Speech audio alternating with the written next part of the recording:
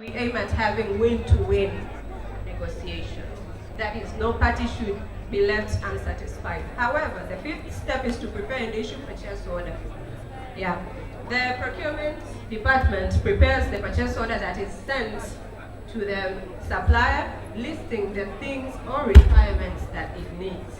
The next step is follow-up of the order. The purchasing or procurement department, it then follows up the order to the supplier, knowing if it will be delivered on time. The next step is delivery, receiving, and inspection. In procurement, we don't only receive materials, but we have to inspect them before taking them in our organization, before accepting them. So when the materials are delivered, we inspect them, then we receive them in the store.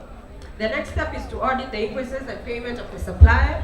That is, we compare the prices written by the supplier with the materials provided to the organization to see if they comply together. The last stage is close of order. The close of order, you summarize all that. You take the documents used, compare to the invoices that are sent, as well as to ensure that the supplier has been paid or the payments are on process and the order is closed. However, when carrying all this process, there are several documents used. I'll just list a few. We have the purchasing order. We have the GRN, that is received note. We have the delivery note, the note that shows the goods have been delivered, as well as the actually shows the report of the goods that have been inspected. I'll hand over to my colleague to further explain about the tendering process. Thank you. Okay, in connection to my counterpart has narrated, I'm Conrad a student from procurement and supplies management. So as far as procurement is concerned, there are a variety of methods that can be used in procurement. So merely the common used one is tendering. So by definition, tendering refers to one of the methods that are used in procurement, whereby the suppliers or tenderers are invited to make some official offers so as to provide services, supplying services, provision of goods, and also undertaking some contractual works according to the agreed contract. And so forth, there are that are involved in tendering process, which can be categorized into 5 stages. But the common one is, the first is preparation stage. Preparation stage has got 3 boundaries or areas. The first one is specification of requirement, that has to be done by the user department. The other one is preparation of the bidding document, that is to be done by the PMU, commonly narrated as the Procurement Management Unit. And also the PPRA as an agent or as an authority that is used or responsible for controlling all the purchasing, it authorizes some standardized document that can be used by procuring entities. And also approving of bidding documents, which has to be done by the procuring entity. The second stage is invitation to tender and advertising stage. Under this one, we have got 2 categories. The first one is advertising the tender. The tender is that advertised informing the suppliers or tenderers with genuine information, adequate and timed information with the fairness, and also clarification and modification of the solicitation documents. Also, the suppliers or the tenderer may request some clarification from the PE, that is the procurement entity, on the clarification of the document that were sent to the tenderer. Also, the response management stage. Response management stage involves receiving of tenders, custody of tenders, tender opening, evaluation of tender, negotiation if necessary, and also recommendation to the tender board. Also, the the fourth is contract award stage, which involve approval of award contract and submission of the procurement report to the tender board for approval. And finally, we have got the contract management that involve management of services and contracts and inspection for the acceptance of the good that has been delivered by the supplier. In connection with what my counterpart has said, I will give to another speaker who will merely speak on the store management side. Thank you. It is my part of presentation of this department of the store. First thing, just to know what is a store. Store is a building normally constructed to hold and how can it be managed safeguards of material. In this action, just to know about it, storekeeping. Storekeeping is the process of trying to know about how can keep these goods in the forms of a various essentiality. And if you are trying to know about it, to express it more slightly, I want to highlight the various important issue for responsibility of the storekeeping process. stock takings is actually just to know about how can we ensure that the responsibility in persons consider about the stock taking. The first of all, identification, then reception, just to know about notifications of inspection. When you know that like that, I just continue to know about the issue of the material, and then just to know about how can do in forms of special allocation, and then material allocation, and then just to know about how can be identification of the derivatives of good, and then storage of delivery, and then just to know about notification delivery. But the form of material handling, the regulator is actually preserve the food stuff as medical. Okay. Dakika 10 zimeishia hapo. Shukrani sana procurement supply, makofi mengi sana kwao. Na huu ni muda wa judges kuongea dakika yao 5, then tutaenda kwenye banda lingine ambalo ni BA jiandae kwa hilo. Karibu. Dakika 10 ya maswali, dakika 5 ya maswali. Yes. What do I need in order to prepare a tender document? If I want to prepare a tender document, what do I need? My name is Francis Goodland. I'm going to answer that question. If you need to prepare a tender document, we as a procurement, we have a standard document which prepared so that if you want to prepare a tender document, you have to take that standard document so that they are. So that means if you give me that standard document, then I'm done. I can prepare tender document. What else do I need? Okay. There are some issues so that you can use to prepare a tender document. That standard document you have the features of all that's needed. That what you have to do is to edit some issues that you as an organization have a specific in your purchasing.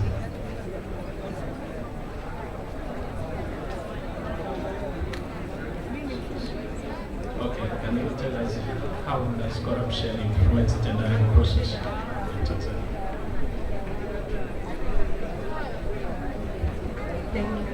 Corruption influences tendering process in Tanzania when an organization wants to achieve favors from the other organization. So, like, for example, our organization has advertised a certain tender, and maybe he wants that tender, and he doesn't even qualify the tender. So he'll bribe in order to get that tender, for his brand image to be like, he achieved the tender, he's perfect, but he is not. So yeah, that's how. Thank you, Mgeni.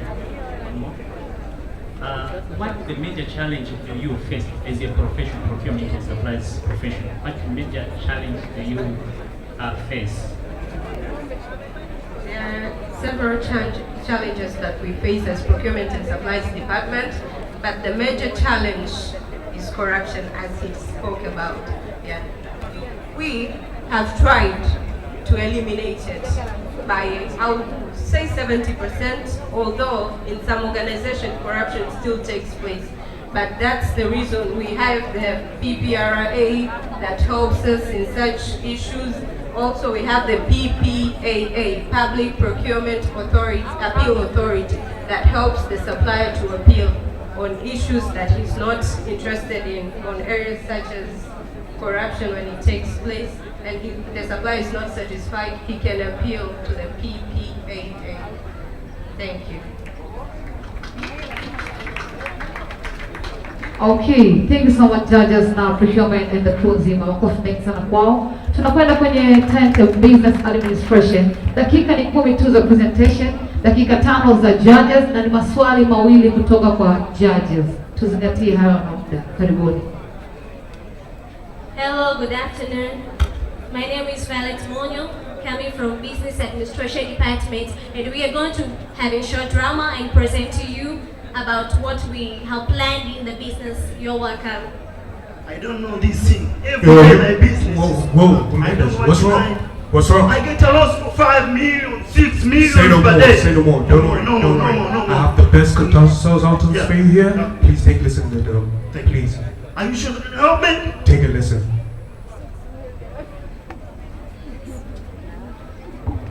Good afternoon, welcome to Business Administration Department. How may I help you? I get a problem. My business, every day I get a loss, 5 million, 6 million. I don't know how can I handle this. Excuse me, sir, I need Can you you- to calm down. I need you to calm down. You come to the best department ever Seriously? to help you. I just need to ask you 3 questions and I need you to answer them fluently. What is your business? Sole proprietorship. Okay, what product? Selling weathering, clothes, jacket, Winter boots. clothing. Yeah. Where is it located? Dar es Salaam, Tanzania, Kariakoo. Okay, so I'm going to send you over to Violet and she's going to brief you more about your problem. Are you sure can help me? 100% sure. Yeah, thank you. Unemployment has been a very big challenge to the youths, but also has become a good indicator for them to have businesses. Nothing is too disaster like having business in an ongoing failure. So we as business administration course from the College of Business Administrations, we have the best consultations and presenters who are going to telling you how your business can be good. You're welcome. Thank you, Violet. My name is Mussa, a bachelor degree student in business administration. Our topic is how to start a new business and manage in a competitive market. Nowadays, there is a big problem of unemployment in Tanzania. We are business consultants. We came up with a solution of reducing unemployment in Tanzania through educating different people about how to start a business.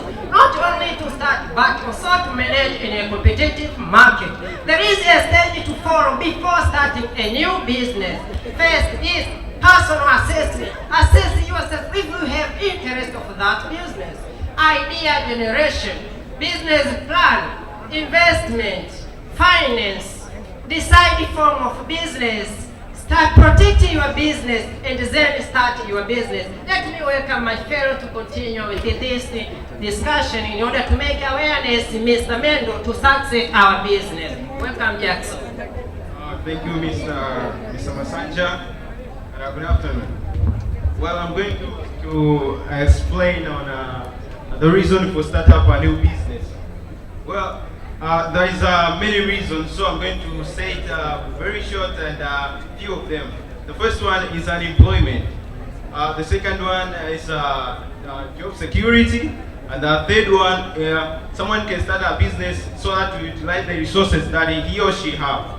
And someone may start a business so to have to become its own boss, to become our own boss or his own boss. So it must be a reason for Mr. Mendes to start up a business. Thank you. Well, let me welcome Mr. Koba to explain more. Thank you very much, Mr. Jackson. I'm going straight to explain the pitfalls which may pull back your business startup. Those things especially may pull back like those lack of objective evaluation, inadequate and understanding technical requirement. So the things, if you don't understand well, you are going to fail your business. So let us follow the instruction and control ourselves. Let me welcome my fellow Abdul is going to explain more than I explained there. Thank you. My name is Abdul Latif, and I'm going to talk about phases or stages for starting a new business. Actually, there are 3 phases. The first of all is pre-startup phase, where you actually generate the idea for the business and ends when you open the door for the business. The second phase is the startup phase, where you actually commence business activities. The third phase is the post-startup phase, where you actually lose control of your business. Okay, critical factors for starting a business. Business uniqueness, investment size during startup is very crucial. Expectations for growth during for your sales and profit. Product availability, don't produce a product which is unfinished. Okay, there's also customer availability during the pre-startup and the startup phase. You need to know your customers and their buying habits. Thank you. Let me introduce Michael. Thank you. My name is Dixon Simba, and I'm here to go proceed. How business fail, why business fail. I'm going to hit on 3 things. First, I'm going to talk about products or market problem. This is the main problem that face most of the business owners in Tanzania or global wide. First is poor timing. Poor timing, the most problem that face business owners nowadays is on what time are you going to launch your product or service in the market? Secondly, I'm going to rush on financial problems and managerial problems. Most of the people nowadays, business owner, hire and give promotion based on favoritism rather than qualification. This is the most problem that makes the business owners fail in their business. Let me proceed and welcome Mr. Natalia. Ms. Natalia. Hello everybody, my name is Natalia Barshon and I'm going to help him manage his business. First, he had to observe his competitors. He had to learn from his competitors. He needed to differentiate his products from them. He also needed to look for the future and also take targets from every market, not just Dar es Salaam. We have branches everywhere. If he would have done that, he would have succeeded and his business would have been successful. Thank you.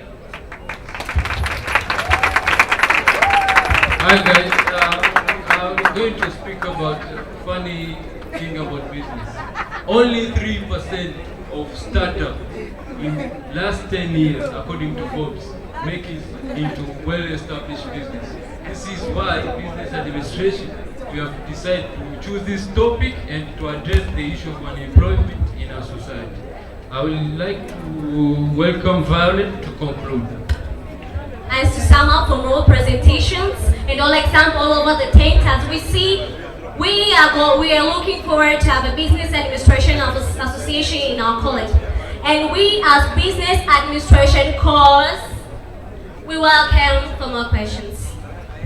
Wow, thank you. Question, please. Sasa muda wa jaji dakika 5 za maswali, ambayo maswali mawili tu.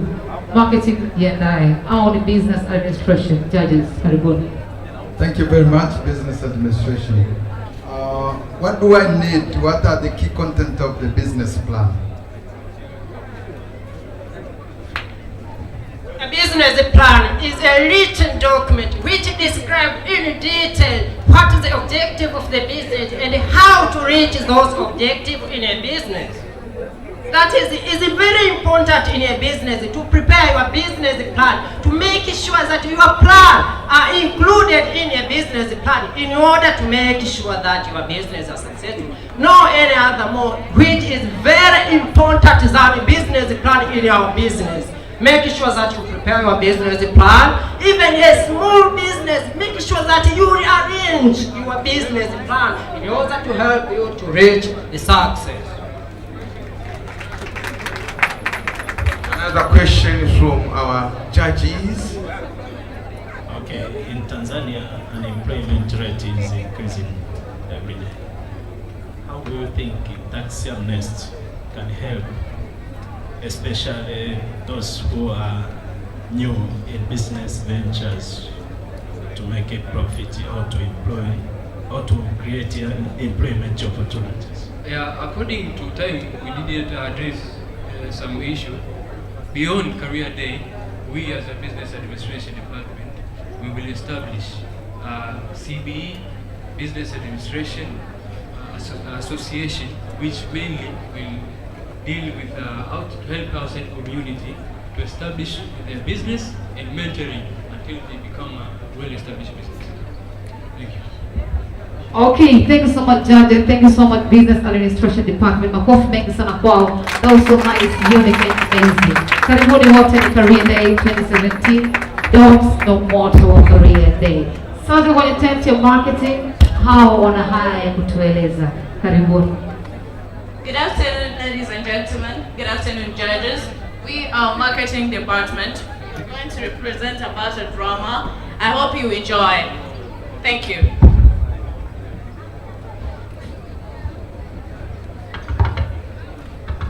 What do you want? Sorry, madam. I have a chewing gum. What chewing gum do you want? Spabolera. Here. Where's my money? Are you okay? What? Are you okay? Why Do are you you think okay? that you're fine? How can you give me But 10,000? money that I have.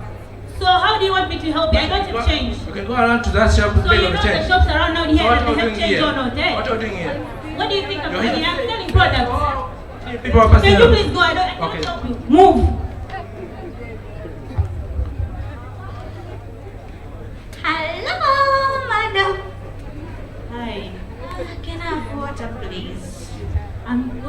lunch break. Can you please come back later? My goodness, lunch? I'm customer. What is wrong with You you? have to What kind of save me. customer does not Oh my understand? goodness, what's wrong with you, madam? Are you okay? Yes, I'm Are you some funny joker coming here to disturb You me? have to close the I shop want if you to think come you're and going to let me eat. move. I don't know what's wrong with you anyway. Deborah, what's wrong with you? I think it's that like the shop she's load. No, don't go there. I think I have to show you a nice shop. Come. Now we can see that few customers are going to Frederick Quality Shop. Hi. You're most welcome. Hi, Frederick. The water. Yeah, I have different varieties of water. Yeah, I have the best one. Can I have a Pepsi Cool? Oh, you need a Pepsi? Yeah, you may have it. You, this is the best Pepsi. You're most welcome. Just $1 page. Thank you so much. You're most welcome. Thank you. After 1 month, we can see that the shopkeeper from other shop, from Ngombe shop, she's so frustrated about her business. Why? Oh my God, why am I not getting customers? When I look at my stock, they're all high. When I look at my profits, they're all low. Why am I getting losses every day? And when I look at my other customers, my other shopkeepers, they're so selling. There are a lot of customers at their shop. Oh my God, what am I going to do? What is wrong with my business? I cannot believe this. What's wrong with me? Did I not learn anything? Am I gonna go close my shop again without selling? This is unbelievable. Oh my God. And thank you. Thank you for watching her drama. That's how we see that there are two shops. One has no marketing skills, has marketing skills. I hope that you've enjoyed our drama. We are going to welcome another member from our group. He's going to explain the theme and the means of our drama. Thank you. Thank you very much. My name is John B. Kimar. I'm going to explain the theme of this drama. As you see, there are two shops. The first shop is Ngombe shop, and another shop is Frederick Quality shop. And there are differences in these two shops. As you see, there is a lacking of customer service. That is our theme that today we are going to present and to show you how quality is here to have a good customer service as managers or directors or stakeholders in any firm, in your organization, everywhere in this world. So the first thing I want to show you, if you have good customer service, it will help you to increase your sales. What does it mean? I'm saying increase your sales because you have numbers of the customers who come to your shop and buy your product. As if you are seeing that Frederick Quality shop sell a lot because he has a lot of customer base. That means he has a marketing share. And another thing is customer satisfaction. What does it mean? I say that customer satisfaction resulting from the good customer service. You are the customer, for example, placing yourself that you are the customer who go to the Ngombe shop and the woman is starting to road you and is starting to talk rubbish about you. What do you think you are going to feel? Are you going to feel that you are the customer who's supposed to be in that shop? That will be impossible. That's why I say that good customer service will help you to satisfy your customer. That's why customer shifted from Ngombe shop to Frederick Quality shop and buy a lot. And the Frederick increase, the sales increase every day since the number of customers are increased. The another thing is, as the managers or the directors or the stakeholders, it will help your company or your firm to have a company goodwill, company image, company reputation. That means that your company, the customer, they will look at that is the best, as a CBE, is the best college to give the education college in business as customer service. As you see, if you have a good customer service, it will help you as a business people. It will help you to to increase something called customer retention. You'll be able to retain your customer. No one will leave your shop. No one will deflect from your business. You will enjoy the sale. You will enjoy the profit. As I tell you, you have to master in this marketing and have this quality in your businesses so that you can have a lot of sale. Thank you very much for listening to me. Please, I welcome any question.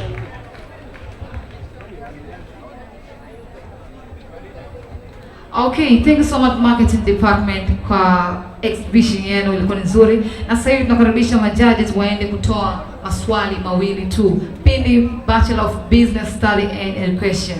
Mjiandae. You guys, mona moto. So mjiandae kuwasha na nyie. Karibuni judges.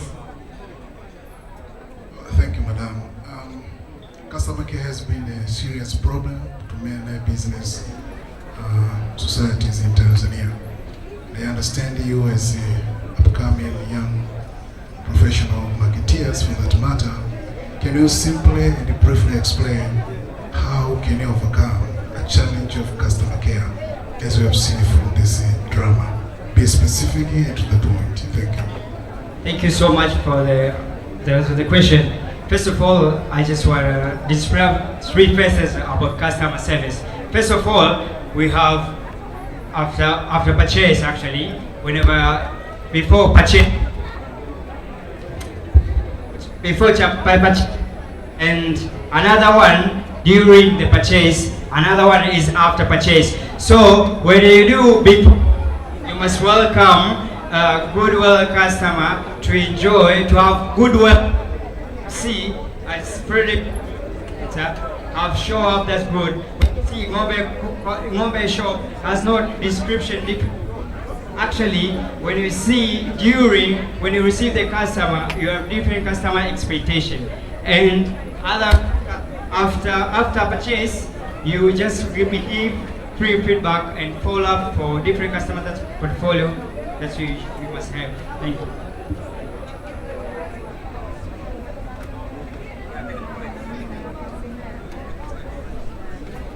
Yes, what does this promotion mean to your business?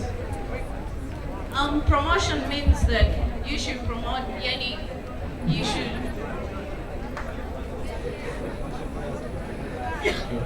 Promotion is the process of communicating your product or service to the potential or current customer. That is it.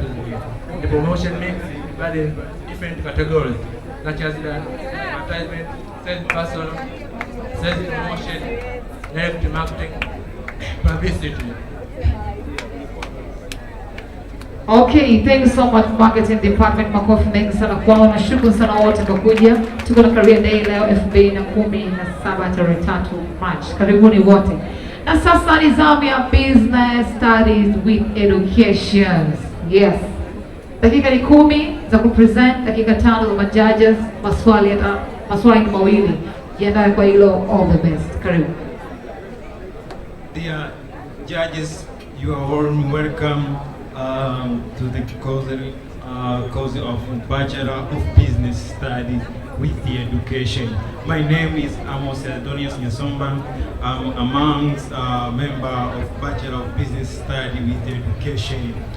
Before going to the main content, let me help you, or let me explain a little bit about education. Education, according to Bob Bear Press, this man is from America. He explained that education is shared commitment between dedicated teacher, motivated student, and enthusiastic parents with high expectation. This meaning of education want to emphasize that learning it contains three, that is parents, teacher, and student. Okay.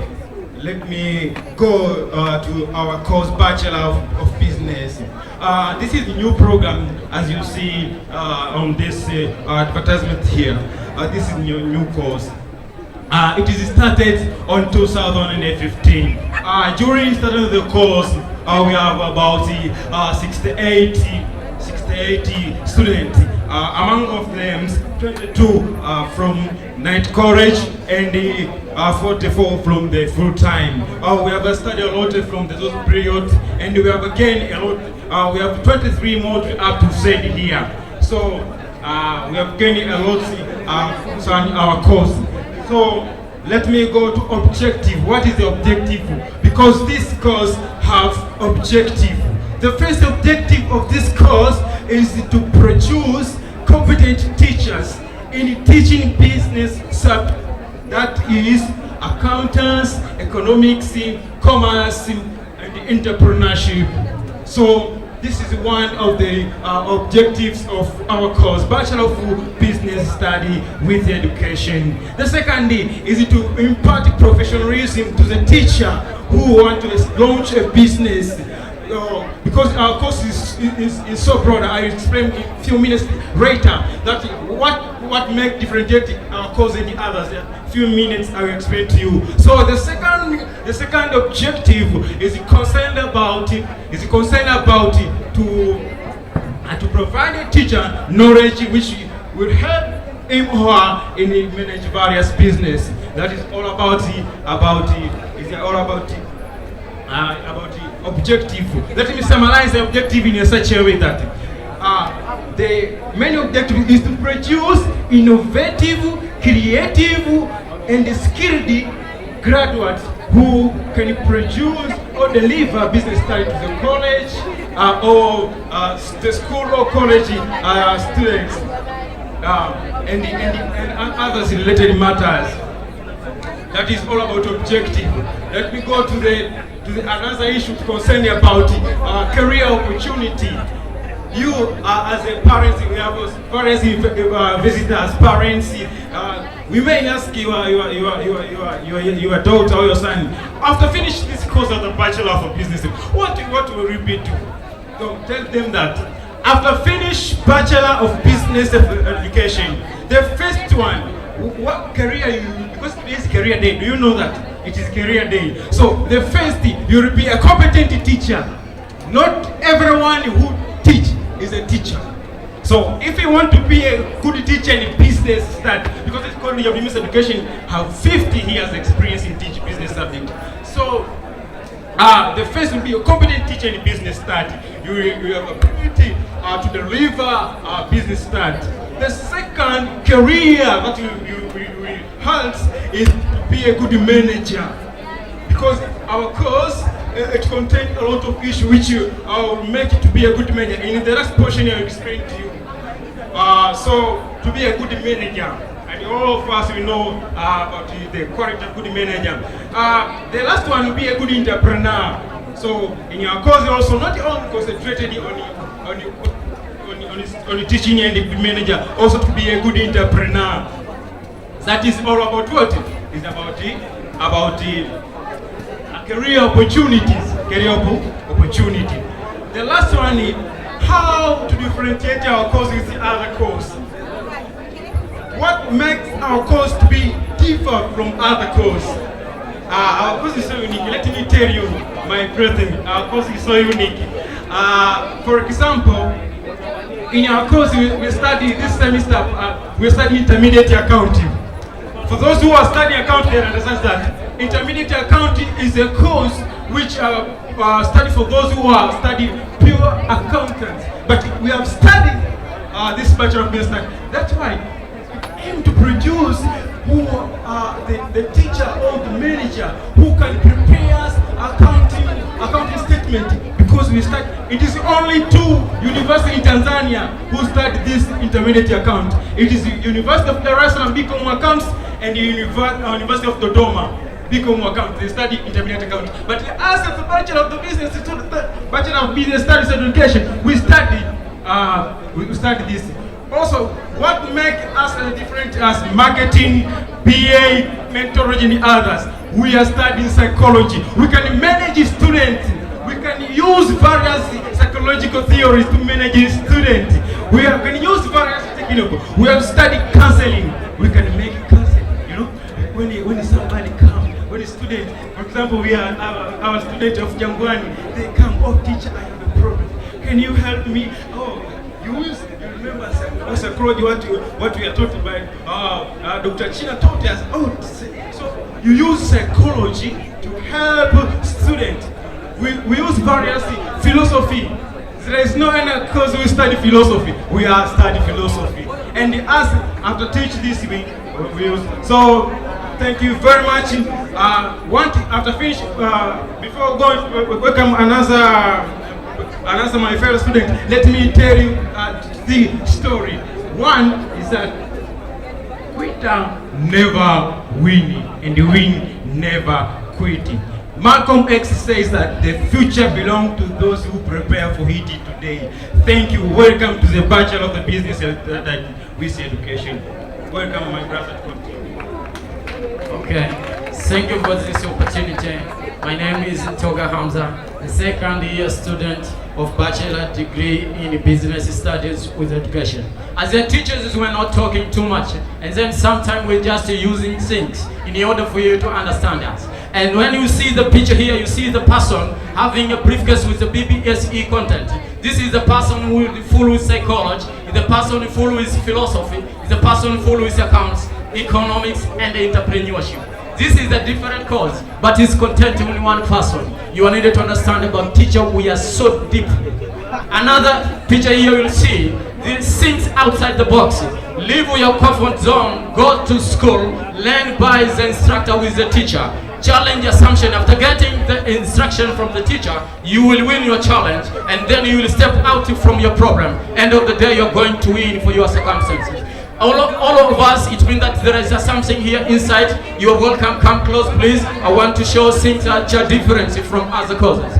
We have the teaching aids here. This is the teacher. Who is the teacher? Teacher is a facilitator, is an instructor, is a guider. But this teacher has a qualities. Not everybody who's teaching is a teacher, but teacher must be personality. Is a person who must look different from others. Is a person who behave well. Is must be have discipline. Is a person who is flexibility. Is a person who can change according to the environment. Is a knowledgeable person. Competence one is a full of confidence and creativity. As I said about it, teacher is a flexibility, can change about according to the situation or environment.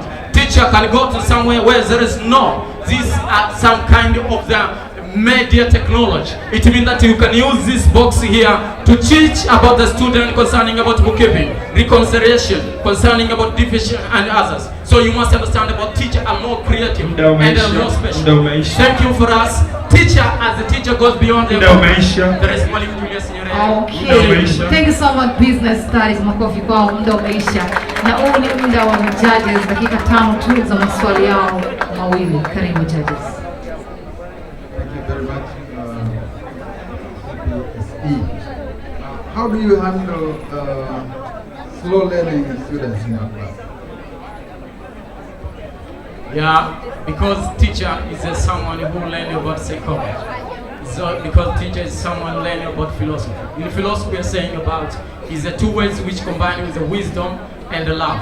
When you love someone, it means that you will not accelerate the person to bad situation. And someone who is wisdom is looking about the future. You will never stop about the future of someone. You must still look about the future of the nation. Thank you.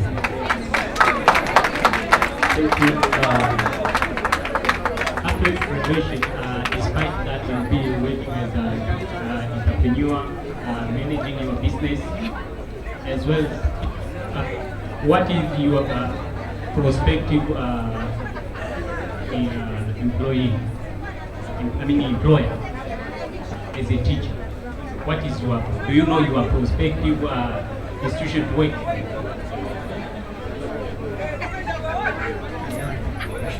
You are going to be employed. Do you know your prospective employer?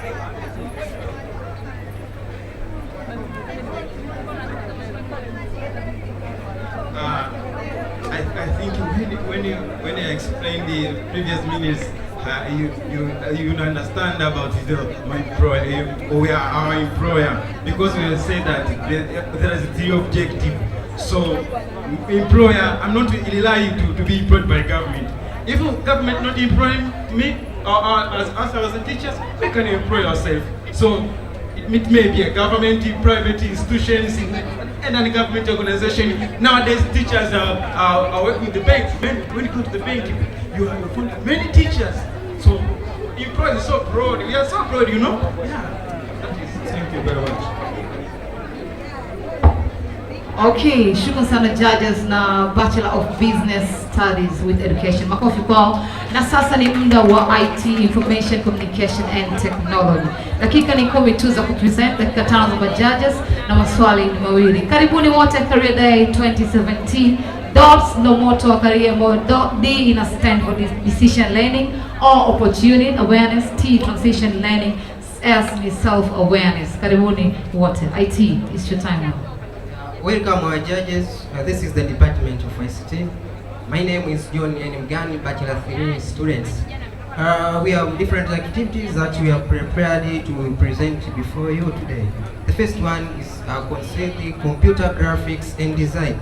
In computer graphics and design, we want to show you our abilities and our skills of how to design different logos, banners, and even announcements and advertisements. So here I would welcome my fellow students here. We demonstrate to you and show you how is done this, and you could see. For example, here we have this banner which has been developed by our students here, as used here in Career Day. Everyone used this to know and to see is our students here. So welcome to demonstrate about this. Thank you. My name is Ahmed Kul, and I'm a Bachelor Chuo ICT.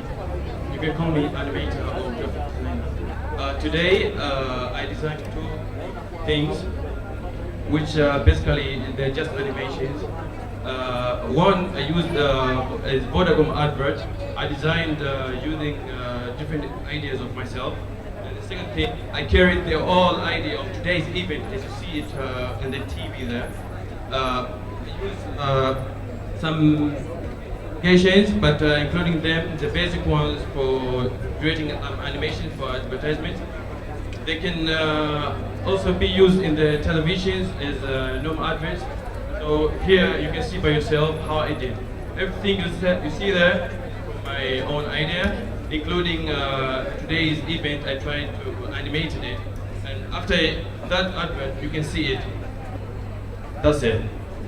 Yeah, this is the first activity. The second is system development. In system development, here we have prepared a school information management. This school management information we have developed this was to solve this problem. Most of the primary schools, secondary schools, or even as some of the universities, most of the information of staff, students, or other important informations are in manual way. So we have decided to develop this thing. This can be used to transform this manual information to be a computerized way. Why we have decided to do this? So as to save time, also for secure, also scattered of information, so as to make them easy. My fellow students here will demonstrate to you the school management information, as you can see here. First of all, he is going to log in as academic. Example, here you have academic. Now you can enter the system, you can log in as academic. After logging into academic, you can go into students reports, and then in students reports, you can observe the results of students. Here you're going to enter a student ID, here, also a term. And then you can see this is the report of students, which you describe. So this also you can print this information, as you see here. Yeah, as you have said, this will be the information that the parents would get, or the school would want this information. This will help us to employ ourselves, also to solve many problems for our country. Thanks very much. The third activity that we prepared for you is computer maintenance and repair. In computer maintenance and repair, we want to identify some parts of hardware of computer. We want to identify them, their function, and how do they operate, so that you can see the computer works. We want you to know these parts and how they function. I welcome my first students here to describe these parts. Thank you. Welcome, judges. My name is Sajigwa James. I'm a student in the Basic Certificate in Information Communication Technology. I'm here in front of you to explain about PC maintenance. In a computer, there is two parts, in software and hardware, but mostly in a PC maintenance, it deals with the hardware. And this is a computer, it's the same as of others' computer. But this computer, it is connected out of the case, but there are the physical components which are building this computer. Let us explain it. There is power supply. It is used to supply the power to the motherboard.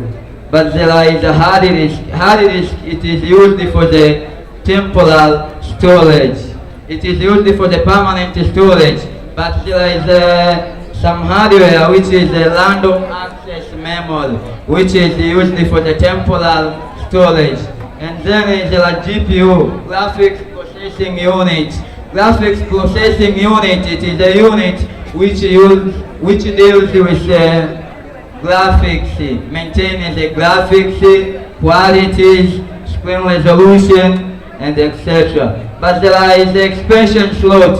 This expansion slot is used for some external device like Ethernet card. Expansion slot, it is used to help user to use this external device.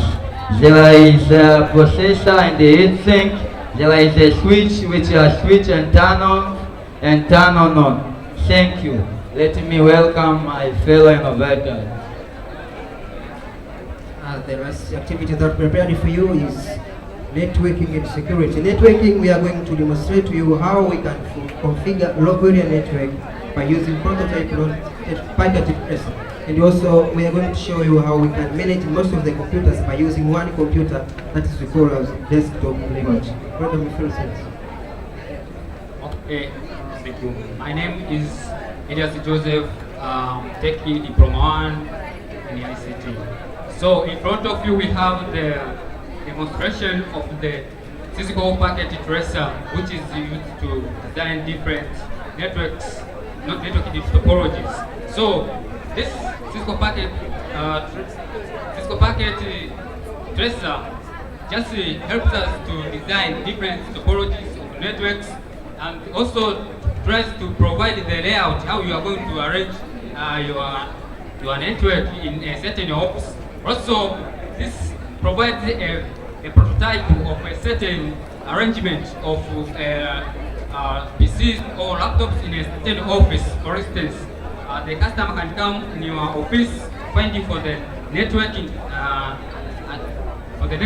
just development, and you can make using this. You can show him or her through this application software.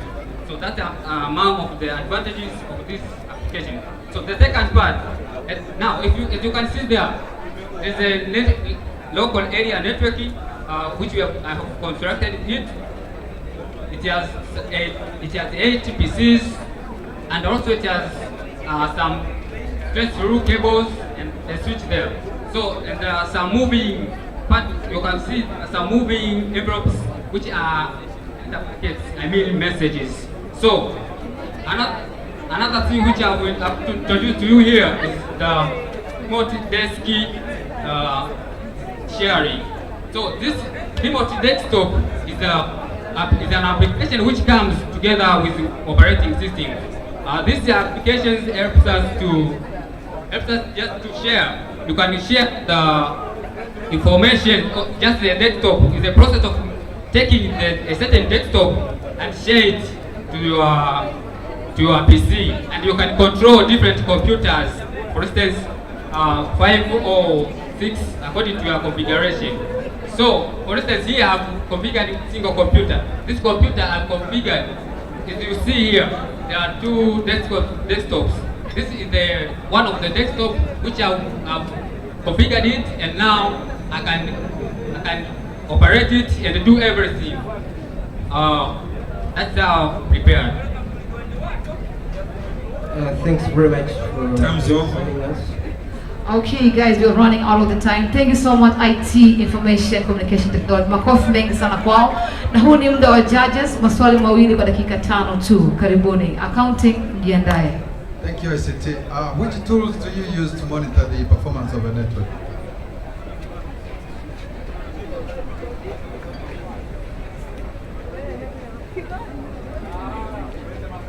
Okay. Hello. Yeah, my name is Biashara Vincent, Bachelor 3 in ICT.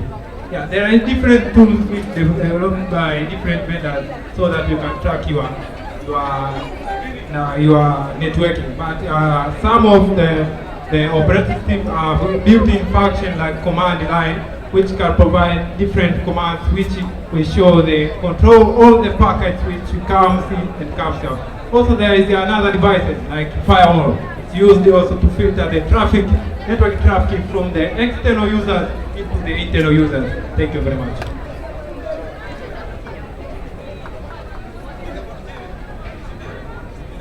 Another question? Thanks very much for raising this. All the best.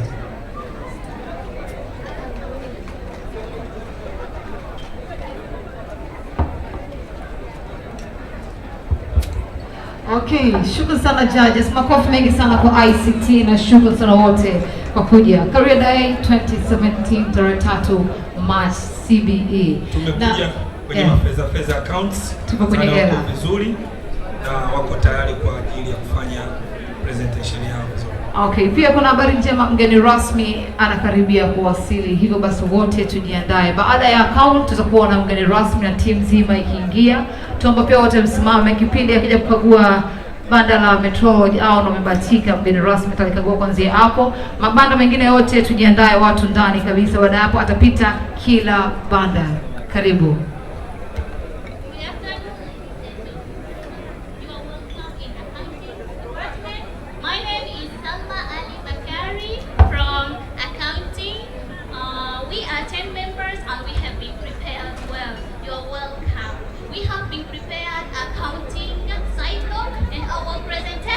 Divided into 3 parts. The first part is introduction of accounting, and it will be introduced by Mr. Imani. And the second part is explanation about accounting cycle, and that explanation will be introduced by Mr. Ben. And lastly, the third part, we have made a big surprise to you, ladies and gentlemen.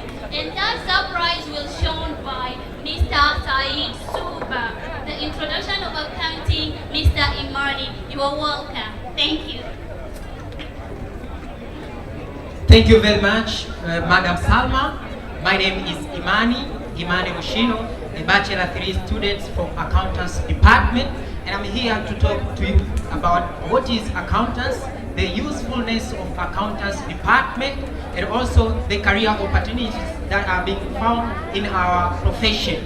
So, talking of accountants, we talk of the profession of communicating financial information to the managers, to the stakeholders, and to the shareholders of the organization. Talking of the financial information, we talk of those information in a normal course of the business operation. Here we talk of the performance of the business operation, the financial muscles, and also issues like activity, productivity, and the liquidity of the business organization. As I've said earlier, it's about communicating financial information. So in communicating, you have to have the language, and that's what we talk about accountings. Talking of accountings, we talk of those skill set, the system, and also talking of the techniques that are used to communicate that financial information to those end users. So up to here, simply, we can say that the person who do those accountings are the ones we call them accountants. So from now, you can have a very simple understanding of accountants.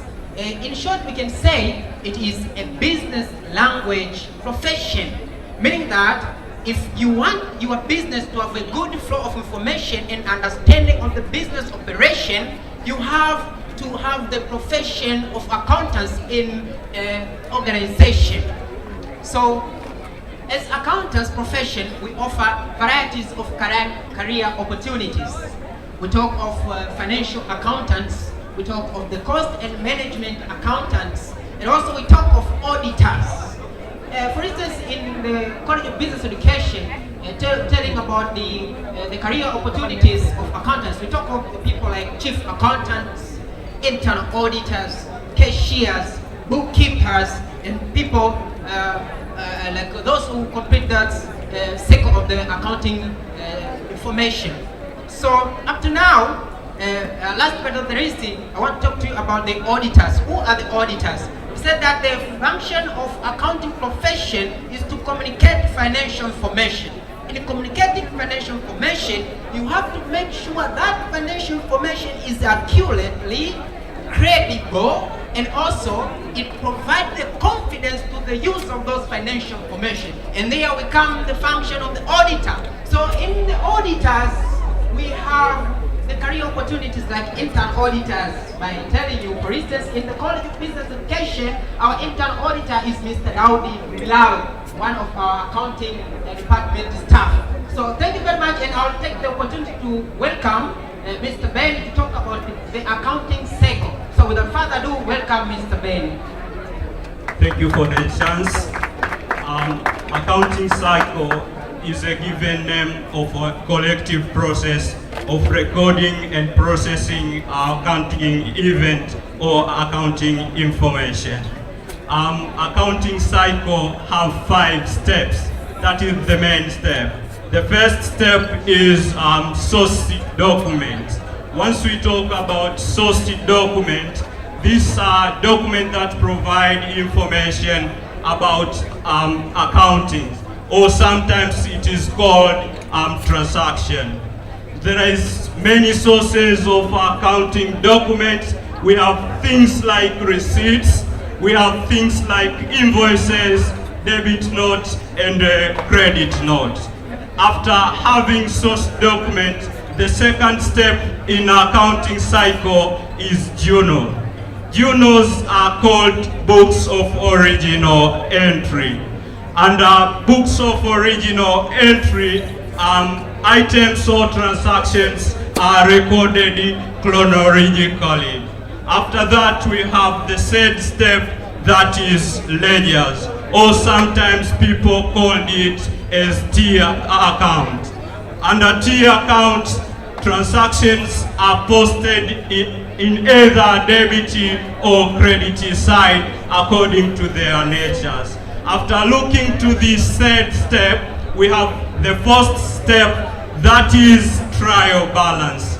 Under trial balance, we got list of balances, that is debit or credit, which at the end of the period, an accountant need to make sure that debit and credit sides are equal. Once the debit and credit sides are not equal, an accountant should make sure that checking what made that two sides not to be equal. The last part of accounting cycle, or the 5th step of the accounting cycle, is financial statements. And this is very common to all of the people. Under this financial statement, we have the first one is statement of profit or loss and other comprehensive income. Under the statement of profit or loss and other comprehensive income, an accountant need to ensure that uses company revenue and expenditure to measure profit or losses. After that, we have statement of financial position. The statement of financial position is used to make evaluation about business performance. Accountants and auditors use statement of financial position to check how assets and equity are able to meet business obligations that are liability. Also, an accountant is sure that he uses assets and equity to generate more profit. After looking this part of accounting cycle, I welcome my fellow for the last step of our presentation. Thank you. Well, my name is Hamis Suba. I'm a diploma 2 in accountants. Many people asking where does accountants being applied. But as accountants, we have come across that accounting is applied anywhere, everywhere, whether it's business or monetary transactions. In our department today, we have undergo researches and finding out that small entrepreneurs or small vendors have failed to keep their record. And as we all know that one of the slogan of Kiswahili said that mali bila daftari hupotea bila habari. After evaluating that and undergo a lot of researches, we normally see the professional accountants dealing with large organizations. So in our department, we have prepared a sample book of Bartley that will be used with the small vendors like Machingas, Tawantili, etc. Thank you. Thank you so much accounting. Muda umekwisha, makofi mengi sana kwa accounting. Sasa hivi ni dakika 5 kutoka kwa judges, maswali ni mawili tu. Pindi hiko mgeni rasmi anakaribia kujiandaa kuingia. Karibu judges, dakika 5 haraka. Thank you very much. Accountancy is a profession. Profession is dynamic, which allows for. Okay, thank you. Accountancy is a profession, and being a profession, that means there is development, there is changes, and so forth and so on. Currently, we have experienced a good number of softwares which have been used for the sake of assisting accountants in the whole process of the activities and whatever. My question is, what is the danger of using a software as far as accountants as a profession is concerned? Thank you very much for the good question. As you know, nowadays, the development of science and technology is among the things that lead to the unemployment. So using the softwares, it means that simplifying the work that were being done by many people. So now accounting profession can be done by very, very few people. So that is one of the very big challenge of using the softwares. For instance, in the College of Business Education, we are using Sage Pastel, which if you take a number of years looking for the history of College of Business Education, previous year we had a number of staff of accounts department, very many as compared to now. So that's a very big challenge. Thank you. What does financial analysis mean? Financial analysis means that making evaluation about a given project or a certain undertaken business, that taking a chance to look whether the profit ascertained is reached or not. Also, in adding the point that have been taught by Mr. Benny, financial analysis also means comparing the performance of the business as compared to the different occurring period of accounting period, statement of financial position, income statement, and others. So by comparing, we wanted to make the analysis, the progress of the business. So in analyzing, we have different techniques. Basically, we have vertical analysis and horizontal analysis. But the common method that is being used is the ratio analysis. So thank you very much. Thank you. Asante sana accounts. Okay, yes. Sasa hivi mgeni rasmi yuko karibu. Tungeomba wote tupate utulivu, ila karibuni sana Career Day 2017. Judges, shukran sana. Accountants, asanteni sana. Karibuni wote kwa kuja. Legal mjiandae, ila DJ kwa kidogo muingize mgeni rasmi, then tumalizia na legal. Judges, kivulini kidogo dakika 3. Tunaomba wote tusimame wakati mgeni rasmi anapoingia. Judges, tumpokee mgeni rasmi tukiwa nyuma yake. Tajaribu kupita mabanda yote, alafu ataenda kukaa pale akiwa anasikiliza legal. Kwa hiyo DJ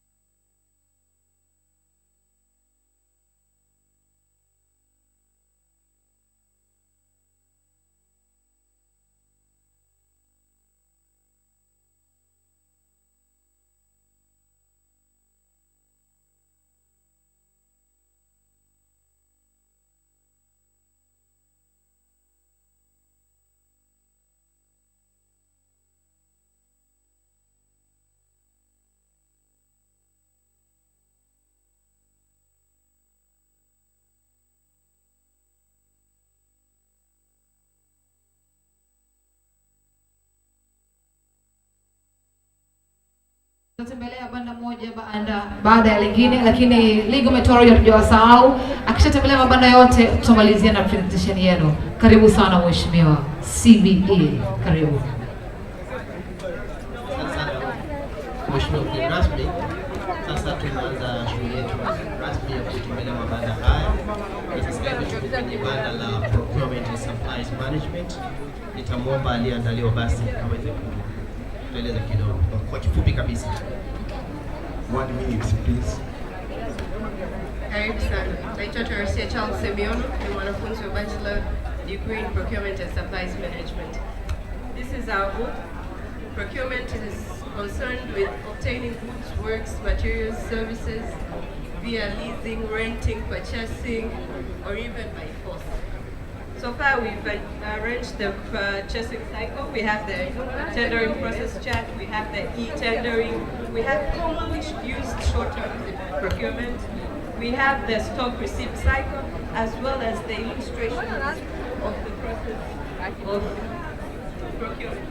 And here is our PSPTV core values, because procurement and supplies management directly links with the PSPTV in registering the professions and technicians. You're welcome. Can I ask one question? What's the role of negotiation in procurement and supplies management? Thank you, sir. The role of negotiation is to reach an agreement between buyer and supplier. We all have to reach an agreement where in procurement we believe it's a win-to-win agreement. We don't expect to have win-to-lose agreement. We all have to be satisfied. Yeah, thank you. Any question from guest of honor? What happens when there's a mathematical error? That during evaluation time, that one of the supplier, one of the tenderer is mathematical error in totaling his amount. My question is that you normally call them, negotiate, and give them the right figures, right? Don't you think this colludes or promotes corruption in the whole system? Thank you, sir. In the sector of corruption, we have greatly tried to eliminate corruption by 70%, but so far we haven't been able to diminish it completely. In areas where mathematics differ, yeah, that's when we go through the procurement audit processes. We audit all the documents and we try to figure out where the differences are, then we reconcile there. Thank you, sir. Asante sana. Tunaelekea banda la Business Administration Department. Nadhani watakuwa wamejiandaa kwa ajili ya mgeni rasmi. Thank you. So this is the part of Business Administration, and please, the one who has been prepared. Who is he? Hello, good afternoon, guests of honor, all guests, and all the people that are here. This is Business Administration Department, and this is department, the first academic department, established at the College of Business Education by Mwalimu Julius Kambarage Nyerere in 1965. This course is the mother course of other courses in our colleges, like marketing, like procurement, like business educations, accounting, and other courses. So this is the mother course of every course, and can also help to produce youth with different knowledges, like management, communication, leadership, business education, entrepreneurship, marketing, and problem-solving analysis. As we see the entrepreneurship as being the help to many youths to start their own business, because job employment has been a very big problem. So of course support the youth to having work, to having a job, and to be employed as to increase their income. Welcome. Thank you for nice explanations. One small question. What's the difference between administration and management? Administration and management. So many times there is no much difference, even though there is simple difference. Why? Because when you're talking about management and administration, you're talking about leadership. So there's some kind of content which management and administrations are going to be the same. but there is some kind of content with those tools are going to be different. Why? Because management is depending on where you're managing, who you're managing, and how you're going to manage it. But administration is about everywhere. It's about personal administrations, general administration, and however. Between the management and administration, what's the subset of the other? Excuse me? What is the subset of the other? Is the administration much wider than management, or the other way around? Which one is wide? Administration is wide. Because administration is a personal and it's a pressure, general. But when you talk about management, it's about the situations or circumstances where you're managing. That it. To refine your answer a little bit. So work on that. Thank you. Guest of honor? Okay, yeah. Thank you so much, guest of honor. Tunaelekea kwenye banda la marketing. Lakini pia tunaomba ICT mjiandae, business studies mjiandae. Dakika ni moja tu ya kupresent kwenye banda lako. Tuko nyuma ya muda. Karibu mgeni rasmi. Good afternoon, sir. Welcome to our tent. We are marketing department. We're here to present about marketing skills.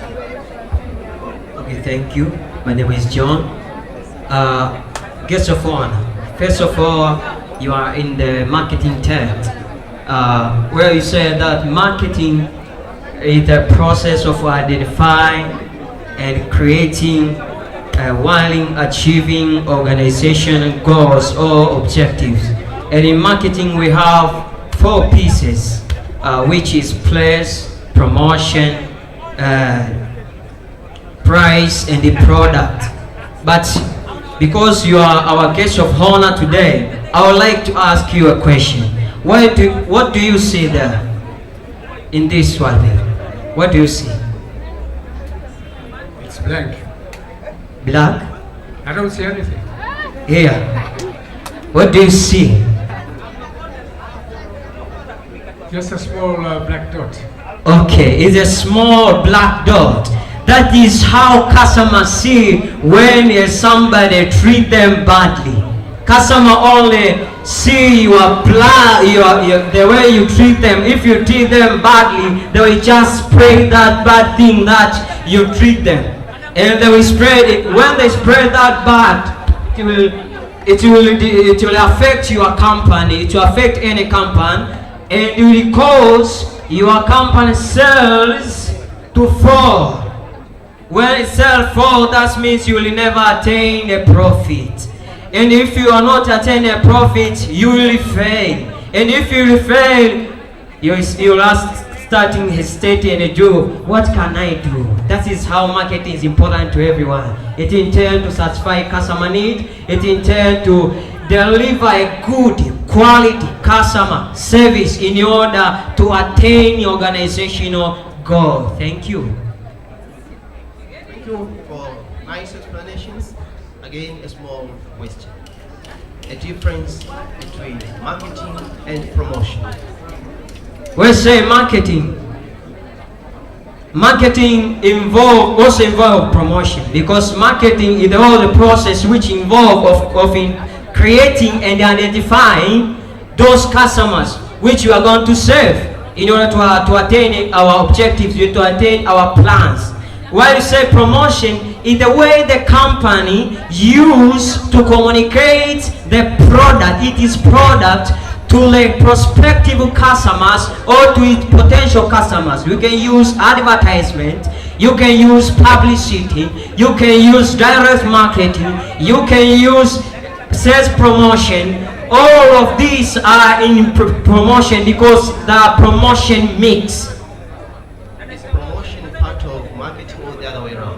Is part of marketing because we use it in order to market our products. Thank you.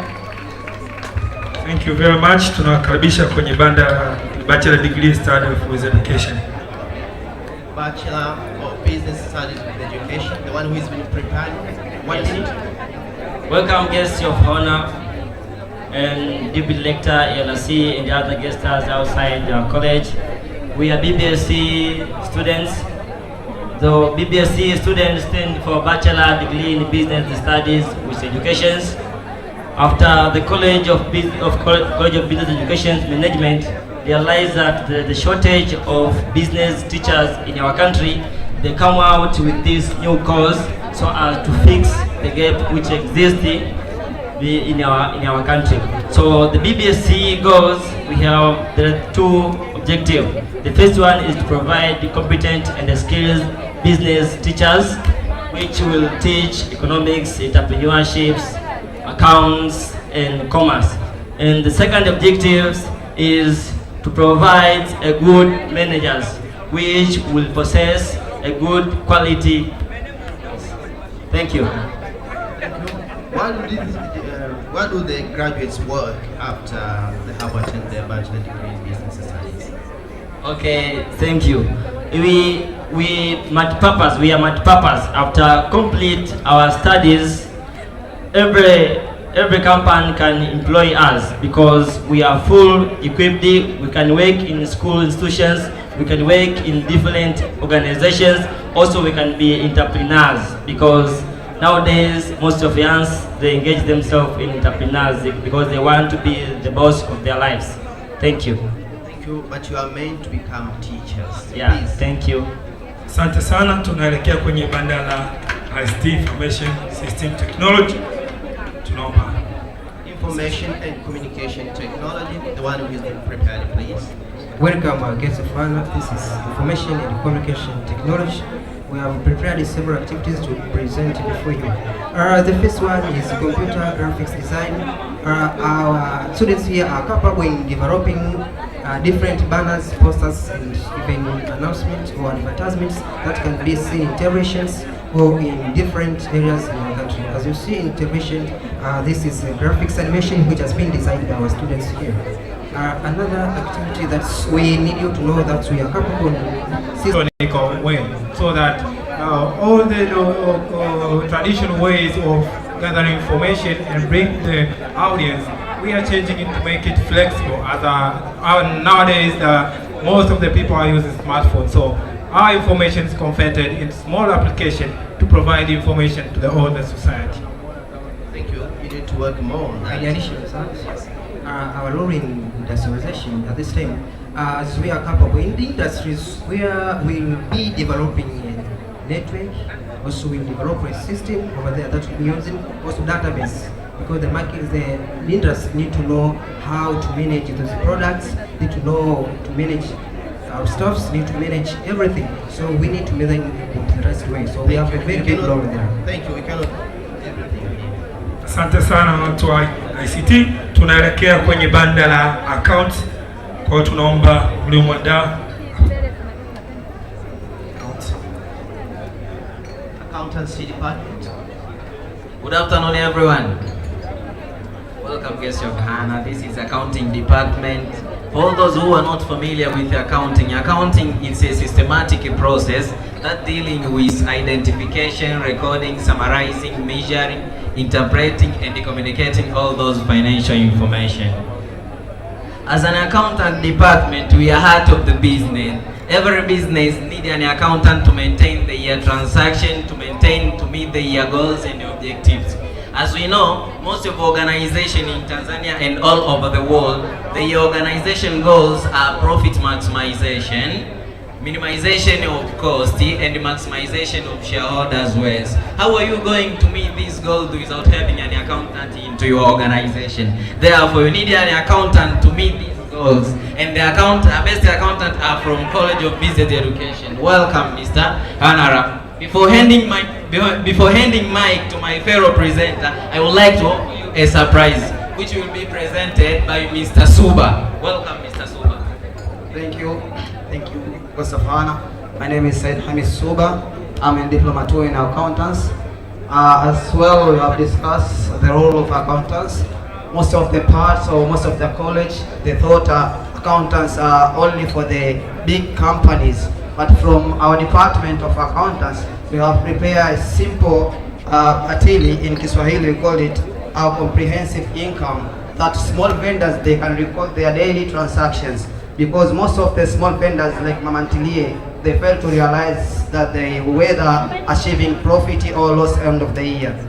So we would like to introduce this atili to you as promotion and as also one of the gifts as Department of Accounting has been prepared. Thank you.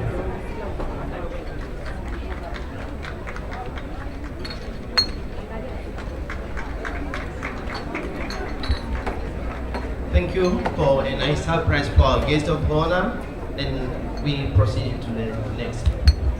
No question? You want a question? Yes. Okay. What's any differences between accountancy and finance? Okay. Thank you very much for a nice question. Accountants is the profession that deals with communicating financial information. Talking of finance as a verb and as a noun. As a noun, finance are the money that used to fund the business. And as a verb, finance means that action of financing, of funding the business so that to have a profitable business. Thank you very much. Okay, shukrani sana mgeni rasmi, shukrani sana Rector, Deputy Rector. Sasa hivi tunakwenda kwenye legal metro. Tungeomba kwanza pate neno moja mjielezee kwa kifupi awatambue, ili inapoenda kukaa mgeni rasmi ndio mfanye presentation yenu. Nafikiri tumeelewana. Dakika moja ya kujielezea haraka haraka ili yeye aende kupumzika, kwenye nyinyi mnamalizia na exhibition yenu. Karibu. Okay, please, one who has been prepared. Legal and instrumentology. Okay, thank you. Welcome guests of honor. Welcome to Legal and Industrial Metrology tent. If you talk of legal and industrial metrology, you are talking about measurement, weight of measurement. This is the only course in East Central Africa. Legal and industrial metrology is in CBE.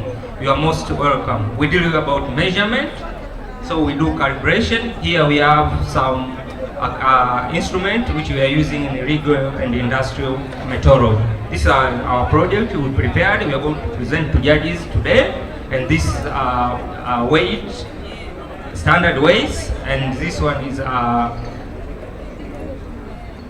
weighing instrument. So you are most welcome. Thank you. Any difference between weights and measures or measurements? Weights and measurements.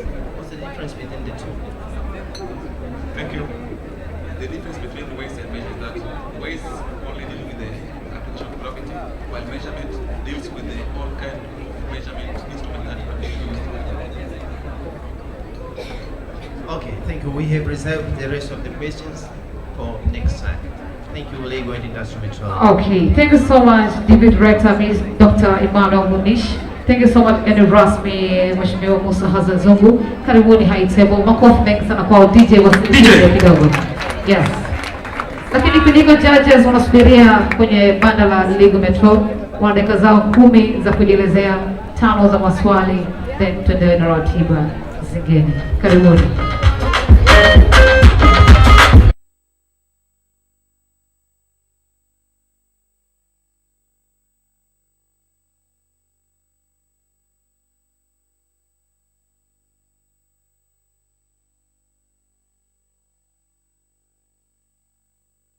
Tarehe 3 Machi. Karibuni wote Chuo cha Biashara CBE. Na sasa ni muda wa Legal Metro, dakika 10 za kujielezea. Judges na dakika 5 za maswali yenu mawili. Pindi iko Peps kama sponsors, jiandae. Arnold, Jonathan, jiandae. Wageni pia waliko makampuni mbalimbali, jiandae kwa kushare neno moja na sisi. Karibu. Judges, you are most welcome. As I told earlier, welcome to the tent of legal and industrial metrology. If you talk about metrology, we talk about science of measurement. And the science of measurement is divided, or it's having 3 categories. If you talk about science or scientific, we establish measurement. But if you talk about industry or industrial, is where this measure can be used. So application of measurement, we get it in industry. But if we talk about legal, we talk about rules and regulation which will measure or will supervise or will undergo to this measurement. Here we are prepared 2 projects in front of you. We have Ms. Jacqueline, who will pass you from this custodian transfer and measurement. And we have Ms. Nema, who will pass you from fuel dispenser and will explain you how fuel dispenser works. Mr. Jackery. Miss Jackery, you are most welcome. Thank you. Thank you. My name is Jacqueline Bukizo. I'm a student of Legal and Industrial Metrology, first year. Okay, in front of you we have a project of cathode transfer and measurement. Cathode transfer and measurement involve the flow of fuel from when it is discharged from the motor tank and till it reaches to the last consumer, who is us. We discharge fuel from shells so that we use them in our cars and vehicles.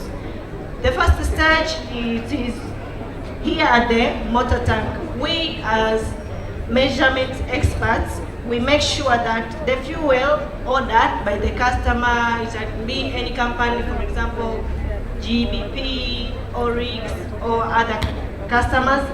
So we ensure that the amount of fuel ordered by the company, it is well, that if the customer ordered maybe 100,000 liters of fuel, it is the same amount that it is brought by the motor tank. So we measure the compartment within the motor tank by using the deep tape and calibration charts.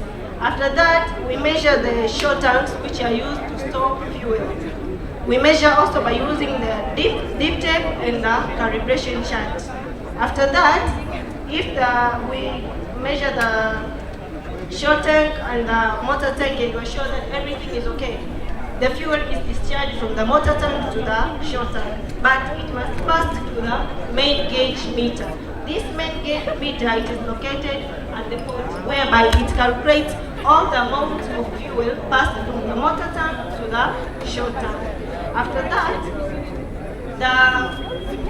after the whole process is complete, we measure the fuel which it has been discharged from the motor tank to the short tank to assure ourselves that the fuel discharged from the motor tank, it is reached with the same amount to the short tanks. We'll be assuring ourselves by using the same procedure as the first procedure, by using deep tape and calibration chart.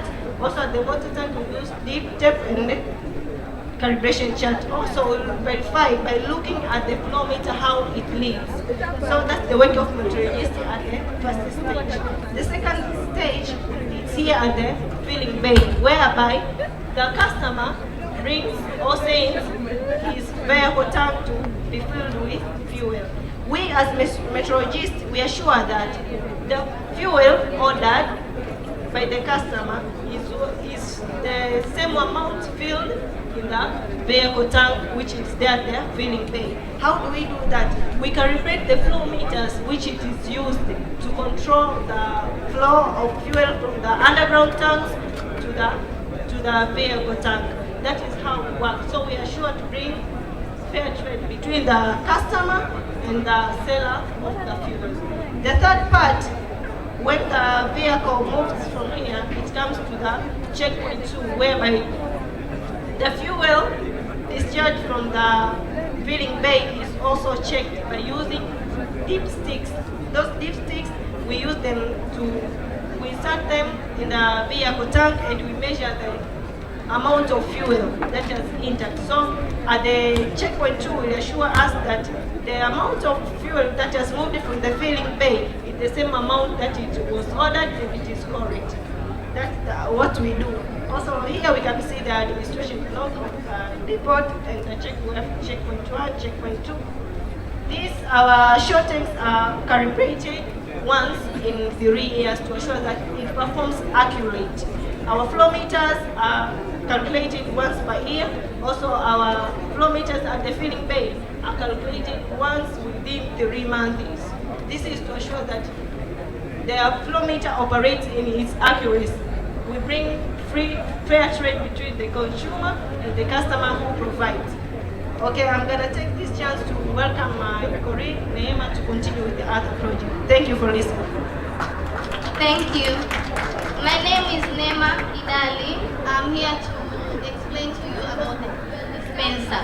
We usually see fuel dispensers in our stations when we go to fill our cars. This fuel dispenser process normally known as gas dispenser or bowser in Australia normally. In this fuel dispenser we have two parts. We have the first part which is an electrical and second part which is mechanical, starting from the storage tank, whereby when you reach at the filling station, the one who fills the fuels for you is pressing the discharging nozzle, which causes the foot valve to open, allowing the fuel from the storage tank to be pulled up, passing through the suction line. The suction line is made whereby it allows the oil to pass to the filter. In the filter, the oil is filtered of all impurities, thus allowing us to have a very fine kind of fuel. And the pump, while rotating, it pulls up the fuel to the coalescing chamber and the floating chamber. This is whereby we find something known as air filter.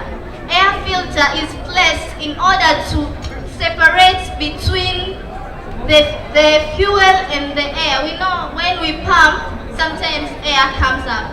So we press here the air filter in order to separate the fuel and the air, whereby the air passes out through the vent and the oil is passing here through the check valve. The check valve is used to decompress the pressure or stabilize the pressure of the fuel before passing it through the meter. In the meter, it rotates. Normally we use rotameter. So we calculate the rotations in which the fuel is rotating. After that, here in this pipe, there is something known as the parser. The parser is put here in order to interpret the rotations into the counting in which we normally see. We normally see that when we reach there in the counter, they press maybe 10 liters of fuel, or maybe they write the price. So in these operations down here in the mechanical, it doesn't understand digital language. It measures by rotameter. So parser interprets the rotations into the digital codes in which are shown in the counter. Thereby, the fuel passes through the presetting valve to the discharge nozzle, in whereby we get our fuel. And we have here the side glass. A side glass is placed in order for us to see if there is a problem with the air separator. In here, we will see that if the oil is passing with gas. Normally, in the previous days, people used to sell gas only instead of fuel, the actual fuel. So the technicians inserted the side glass in order to be able to see, to visualize what is really going on in the fuel dispenser. And that's all. Thank you. Which type of check valve you use at the coalescing chamber? At the coalescing chamber, which type of valve you use? A check valve.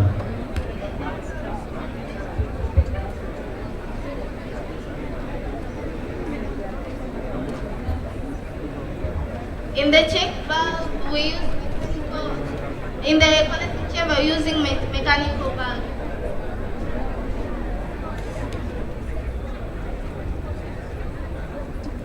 Thank you. Thank you very much. Tunashukuru sana. Wamemaliza present watu wa Okay. Yeah, makofi mengi sana kwa Legal Metrology. Thank you so much. Shukrani sana kwa judges na poleni sana kwa kazi ngumu. Okay, wageni waalikwa, mabibi na mabwana, karibuni wote Career Day 2017 CBE Chuo cha Biashara. Uko nami IK pamoja na SP. Karibuni wote na poleni kwa jua. Tunakwenda kuendelea na ratiba yetu.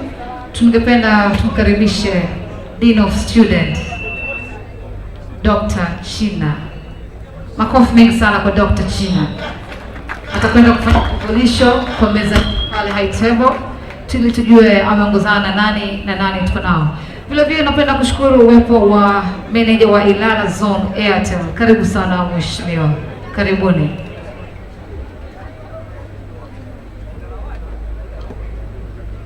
Habari za mchana. Habari za alasiri. Napenda kuchukua fursa hii kuwakaribisha wote mliofika hapa alasiri ya leo. Mheshimiwa Mussa Zungu, Mbunge wa Ilala, Mheshimiwa Dr. Emmanuel Mnishi, Naibu Makamu wa Mkuu wa Chuo Taaluma, Utafiti na Ushauri, wafanyakazi wote wa chuo mlioko hapa, Assistant Dean na wengine, kamati ya maandalizi, mwenyekiti na kamati yako, Rais wa Kobeso, Waziri Mkuu, Makamu wa Rais na viongozi wengine, makampuni yote yaliyohudhuria, Pepsi or Experience na wengine wote, washiriki kutoka idara mbalimbali, kwa maana ya wanafunzi ambao mlikuwa mkionyesha nini mnakitafuta hapa na nini mnategemea jamii ijue nini mnafanya hapo, wageni waalikwa, JK Comedian na wengine, mabibi na mabwana, asalamu alaykum. Bwana Yesu asifiwe sana. Na wale wengine kwa rasmi imeanza. Napenda kuchukua fursa hii kukaribisheni wote na hasa kumkaribisha mgeni rasmi Mheshimiwa Zungu. Alikuwa na shughuli nyingi, lakini kwa kweli ametafuta kila namna aweze kufika hapa kushuhudia jinsi gani wanafunzi wetu wanavyojifunza kwa bidii na kitu gani tunategemea wakaonyeshe huko wanakoenda, kwa maana ya kutoa huduma baada ya kupata elimu na ujuzi tunaowapatia hapa. Basi nisingekuwa na maneno mengi, mimi kazi yangu ni kuwakaribisheni wote hapa na taratibu zingine zitafuata. Lakini kikubwa tu labda niseme, elimu tunayoipata, tunapata elimu ili tuweze kutenda, ili tuweze kujua, ili tuweze kuishi na watu vizuri, na ili tuweze kuwa watu tunaokusudia kuwa. Kwa maana nyingine, kwa lugha ya Kiingereza ni kwamba UNESCO wanasema elimu ina misingi minne, the four pillars of education. One is learning to do, learning to know, learning to be, and learning to live together. Hayo ndiyo ya msingi katika elimu tunayoipata. Learning to do, learning to be, learning to know, and learning to live together. Kwa hiyo haya yakiwa kwa pamoja ndiyo tunapata tunachokitegemea katika elimu. Kwa hiyo utaona hata waliokuwa wanafanya presentation zote walikuwa wanajitahidi kuzunguka huko. Basi hayo ndio machache niliyokuwa nayo. Nashukuru sana MC. Okay, makofi mengi sana kwa Dr. China. Shukrani sana. Yes, pia shukrani sana kwa sponsors wetu kwa leo ambao ni Pepsi na All Experience. Makofi sana kwao, kwani bila wao shughuli hii isingeweza kufikia hapa. Thank you so much all for coming. Sasa hivi tutakupata neno kutoka kwa CBE au men ambao nikimaanisha ni Jonathan Mkwabi na Arnold Dominic. Dakika mbili tu. Okay, huyo ni Arnold Dominic. Makofi mengi sana kwake. Kidogo basi tuonyeshe Arnold. Yes. Habari za saa hizi? Dakika mbili. Asante MC, na nitakwenda na dakika mbili. Kama nilivyotambulishwa, kwa jina ninaitwa Arnold Dominic. Nitambue uwepo wa mgeni rasmi ambaye pia kwenye kampeni ni baba yangu. Nashukuru sana, na kwa sababu ya muda itifaki imezingatiwa. Ninaomba nizungumze mambo ambayo yatakuwa ndani ya muda wangu uliopewa ndani ya dakika mbili, na ninataka nihusie jambo fulani ambalo litakwenda na mambo matano ya msingi kwenye dakika mbili, ambayo nataka wote tunaelewa au tumeshawahi kuliona daraja la Kigamboni. Nataka nitumie picha hiyo ya daraja la Kigamboni kuwahusia mambo fulani matano ya msingi. Linatengenezwa daraja la Kigamboni ni kwa sababu watu walikaa waka come up with idea ya kwamba kuna tatizo la foleni na tufanye nini ili tuweze kusolve. So kama wataalamu, kama watu kuwa expected tomorrow kulitumikia taifa, ni lazima kuanzia sasa tuwe tuna mawazo chanya ya namna gani kuanza kusaidia, kama ni jamii yetu, kama ni chuo chetu, au kama taifa letu kwa siku za usoni. Lakini jambo la pili, lile daraja lilikosti fedha, taaluma za watu.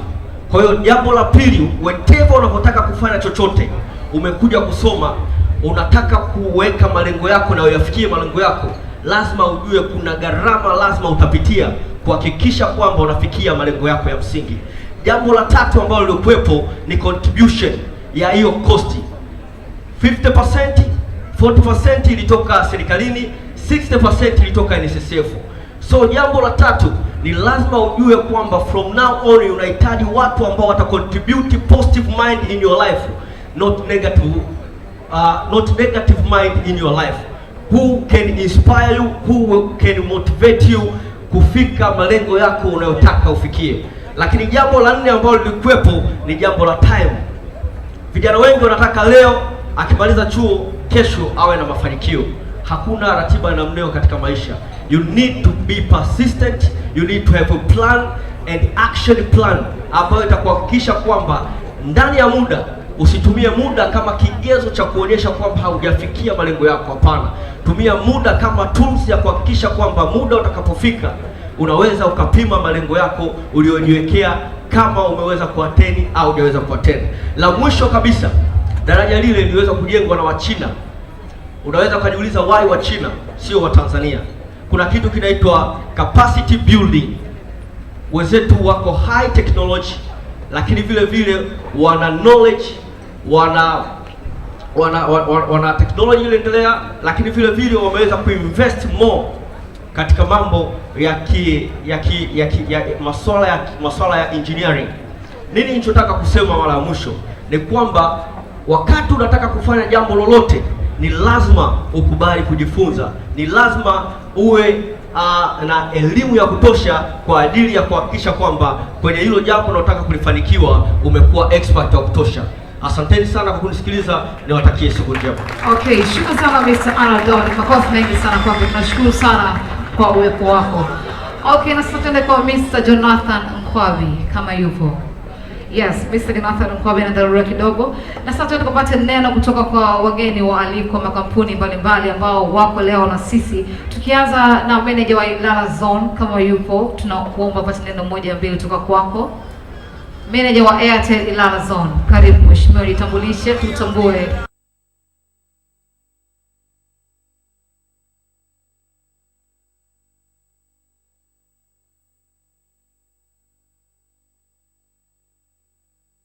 Nashukuru.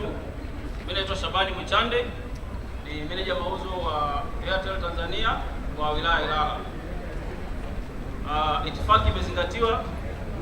Napenda kumtambua mheshimiwa na uongozi wa chuo na wote wanaohusika na chuo, lakini kikubwa ambacho nimeweza kuzungumzia kwa muda mfupi huu ambao nimepata, nashukuru kwanza mimi kuwepo hapa kwa sababu mimi pia nilikuwa mwanafunzi wa hapa.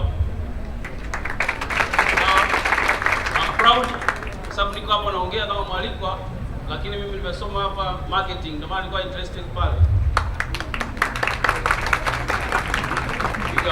Kwa hiyo nashukuru, hii ni product ya hapa na tunaenda tunafanya vizuri huko sokoni. Ni kitu ambacho kikubwa ambacho ninashukuru na napenda kuasisitiza. Kwanza unatakiwa ushukuru uwepo wako hapa, kwamba una thamani na unatambulika na unao uwezo wa kwenda kufanya kitu huko nje. Usijifilia pale ambapo upo, kwa sababu Mungu kakupa hii gift ya wewe kwenda kupresent kitu. Kwa hiyo uwepo wako hapa unatakiwa utoke na kitu ambacho utaenda kusaidia jamii yako. Sawa? Kingine ambacho unatakiwa tukifanye ni kujifanya kazi kwa juhudi. Yaani maana kama kazi yoyote ambayo unafanya, kujitahidi kwa juhudi yako. Sawa? Ufanye to the extremely, to the maximum. Kiasi kwamba mtu mwingine ataweza kurecognize. Sio lazima utambulike tu hapo ulipo na marafiki zako around you. Mtu mwingine somewhere else atarecognize effort yako pale ulipokuwepo. Sawa? Kwa sababu kuna criticism zipo hapa, wale wametoka CBE, mimi nimesoma UDSM, Mzumbe. Hakuna. Kwenye swala la soko la ajira, kwenye swala la performance, ni critically ni you. Sawa? Ni wewe. Sio chuo. Sio tumesoma Dar es Salaam, mwingine akasoma Iringa. Ni wewe personal. ndio ambao utaenda kufanya kitu cha juhudi na ukaonekana na ukafanikiwa. Sawa? Kwa hiyo usife moyo kwa sababu wewe uko hapa, unatakiwa ujitahidi na ukomae. Sisi watu wa mjini tunaita kukomaa. Sawa? Vile vile napenda kushukuru kwa waliko wangu kama Airtel Tanzania na mchango wangu kwa chuo hiki ambacho tunafanya na nafasi ambayo mnatupa na product ambazo tunazifanya hapa. Kwa hiyo nawakaribisha sana Airtel. Ukitoka hapa ajira zipo. Anawaambia ajira hamna ni kwa sababu yeye hajasoma au yeye hajafanya vizuri. Kwa yule yote ambaye amefanya vizuri, ajira sijui mheshimiwa labda kama anaenda vibaya. Ajira zipo. Ambaye mtu amefanya vizuri, ambaye mtu amejitahidi, lazima aajiriwe. Na ajira sio lazima uajiriwe tu, ujiajiri pia. Sawa? Kwa hiyo kila ambacho unakisoma hapa lazima ukakifanyie kazi mtaani. Shukrani. Okay, makofi mengi sana kwa meneja wa Ilala Zone Airtel. Shukrani sana mheshimiwa. Yes, na sasa tuende tukapate neno ama kuwatambua uwepo wa Waziri wa Elimu Chuo cha Wasibu na Waziri Mkuu wake. Ningeomba wote waje kwa pamoja. Chuo cha Wasibu, Waziri wa Elimu na Waziri Mkuu. Tungeomba muwasalimie ama mtusalimie. Yes, hao ni vijana basi. Toka Mgeni basi. Mgeni kwa swaga kidogo.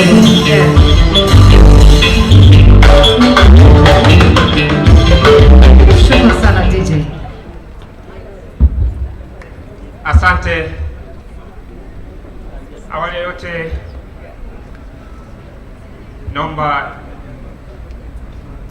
nizingatie itifaki kwa kumtambua mgeni rasmi, uongozi wa chuo na uongozi wa Kobeso kwa ujumla.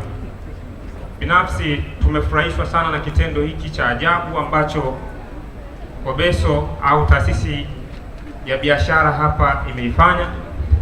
Tumependezwa nacho na tumekuja kujifunza, na hakika tumejifunza kwa haya ambayo tumeona hapa.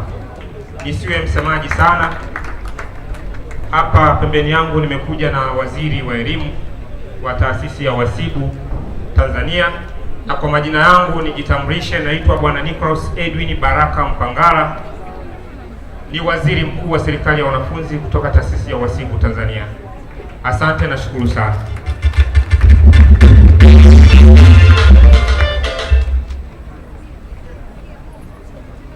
Uongozi wa chuo, Mheshimiwa mgeni rasmi, serikali ya wanafunzi pamoja na wanafunzi wote ambao wamehudhuria hii event. Kwa majina naitwa Elisha Emmanuel Mwakioma, ni Waziri wa Elimu Chuo cha Wasibu. Kimsingi tumejifunza vitu vikubwa sana katika kuhudhuria hii event. Ni kitu ambacho labda niseme sisi kwetu pale chuoni hakipo, lakini kwa uwepo wetu sisi kuja hapa CBE kuna kitu ambacho tumejifunza, na niwahakikishie kabisa kwa wageni rasmi pamoja na uongozi mzima wa Kobeso kwa maana sisi tuenda kufanya hii event na tutahitaji sana ushirikiano wenu. Kwa maana hiyo, kutokana na uchache wa muda, mimi niseme tu kwamba tumefurahishwa sana na tukio zima ambalo linafanyika sasa hivi. Naomba nikushukuru Mheshimiwa MC. Asante sana. Ila tungeomba ambao nitakwenda kuwataja ama wageni wote makampuni mbalimbali binafsi, unasimama tu unatupigia mkono, inatosha. Viongozi wa IFM, chuo cha IFM, kama mpo simame tuwasalimie.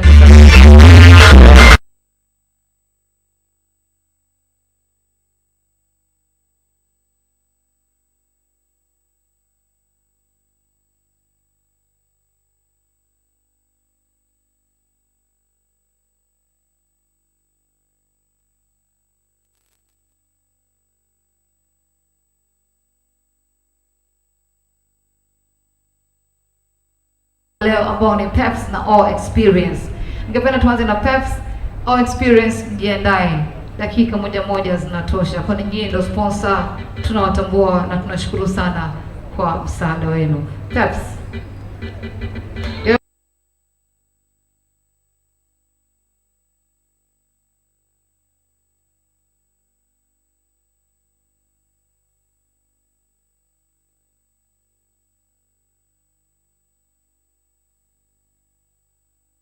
Asante. Karibu. Kwa Pepsi wadhamini wetu wamepata udhuru kidogo, kuna matatizo yametokea kule kwenye kampuni yao, hivyo wameshindwa kuhudhuria hapa, lakini wamefurahi sana kusponsor hili tukio na wataendelea kushirikiana na sisi. Asante sana.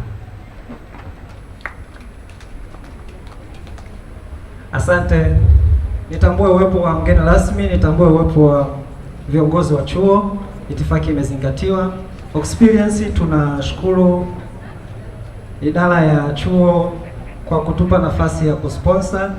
Ni kampuni ambayo tunaanza kazi yetu. Kitu ambacho naweza nikakisema kimoja cha msingi kwamba tukio la leo tunalifanya ni kumbukumbu kwenye application yetu ambayo wewe unapoidownload utaenda kuendelea kuona nini kilichoendelea mahali hapa.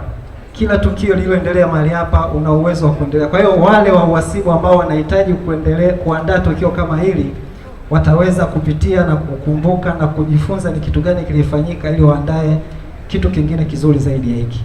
Na matukio yaliyoendelea unaweza ukashare kupitia application yetu. Karibuni. Asante.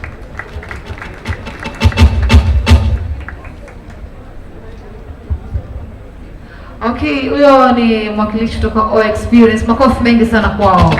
Shukrani sana. Burudani kidogo. Tuko na JK comedian. Makofi mengi sana kwa JK. Piliko mgeni. Mambo vipi? Mnatiniana. Naomba nisikie huko kwa mambo vipi? Mambo vipi?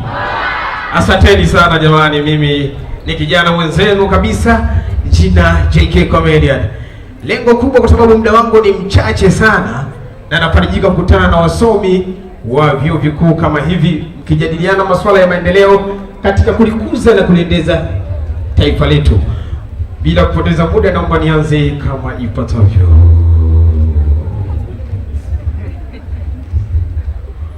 Habari za muda kama huu, msomaji wako ni mimi Gondwe. Kwanza muktasari wake. Dar es Salaam. Hatimaye ile hafla ya kuweza kuzungumzia masuala ya elimu huko jijini Dar es Salaam. Ingawa mimi sasa hivi niko huko Handeni, nimeipata huko jijini Dar es Salaam. Mwanahabari wetu huyu si mwingine ni Godfrey Monyo, anaripoti kutoka katika viwanja vya CBE huko. Tumsikilize Godfrey Monyo, kulikoni huko. Habari za hapa katika maeneo ya hapa kwa eneo ya CBE.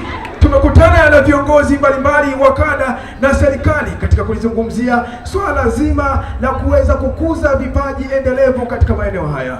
Naomba tumsikilize, huyu si mwingine, huyu ni mama yetu aliyekuepo kule katika bunge akitaka kuwahusia wakina mama na wakina dada waliokuepo katika maeneo hapo ya CBE. Ni mama yetu, Mama Ana Makinda, alikuwa na haya ya kuzungumza. Kwa kweli nashukuru sana. Asante sana. Naomba tujipigie makofi mengi tafadhali. Namshukuru sana ndugu yangu Mheshimiwa Zungu yuko hapa. Kwa kweli leo kuna mambo mazuri sana tutakayoyapata na hata hakutakuwa na mwongozo wote. Uongo Zungu?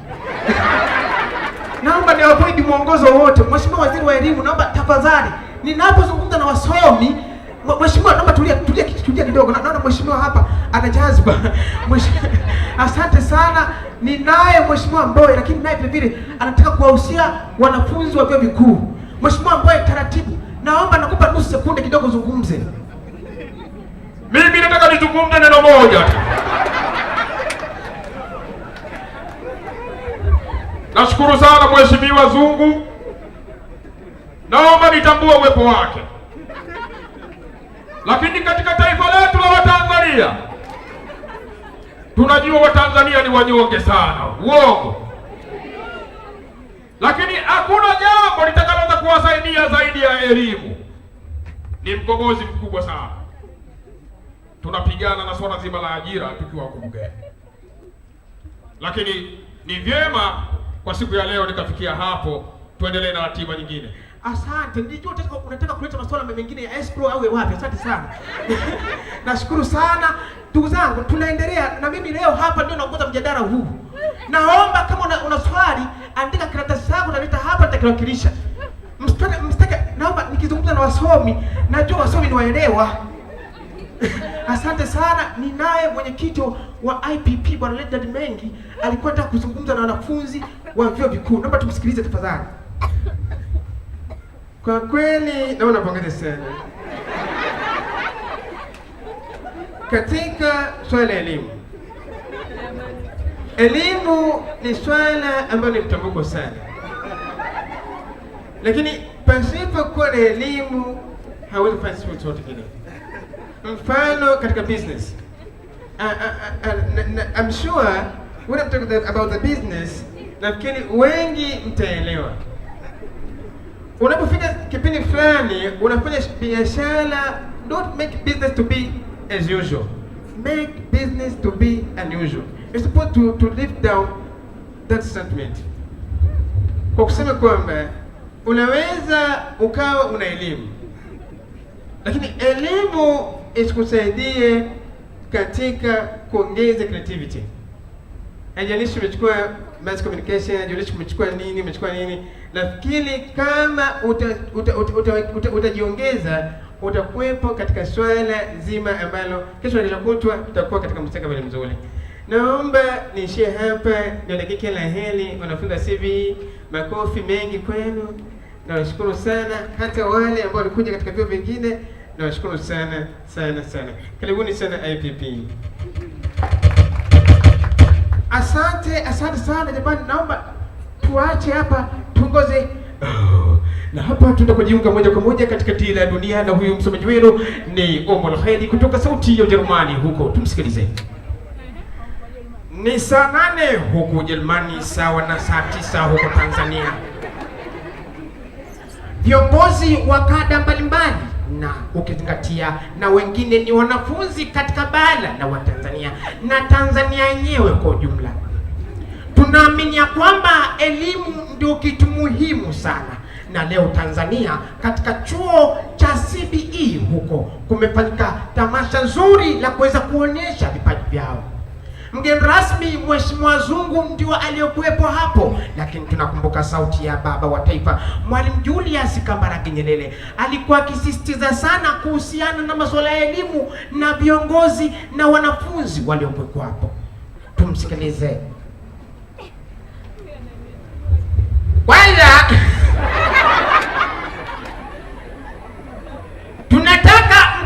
tunataka mtambue hivyo kwamba vijana ndio taifa la kesho, na kama ndio taifa la kesho, labda tutengeneze vijana ambao wasiwe mazuri.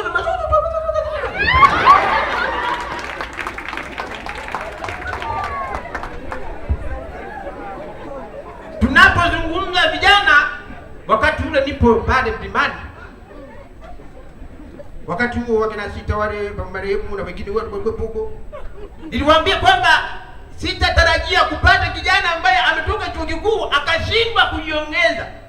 Tutakuwa tunatengeneza mazuzu. Watoto tunatoka mazuzu hayo kama uzuzu wako kupeleka barabarani huko. Leo hapa makamu mkuu wa chuo kama ameweza kuwafundisha, ameweza kusimamia hivyo, na mmeweza kuonyesha vitu vizuri katika taifa hili. Kesho na kesho kutwa tuna imani mtaweza kulitetea taifa. Leo utakuja vizuri na sisi mheshimiwa tunashukuru na swala la ajira. Ukianza kusema masuala ya ajira umefeli. Kwa kuwa kama tuna viwanda bado vinatengenezwa, lakini walioko vile vile bado wapo. Kwa hiyo kama mwanafunzi wa chuo kikuu, tengeneza uwe kiwanda na usiwe unataka kwenda kuajiriwa tena. Hatuwezi hivyo. Tumekuongezea maarifa haya ili uweze kukua na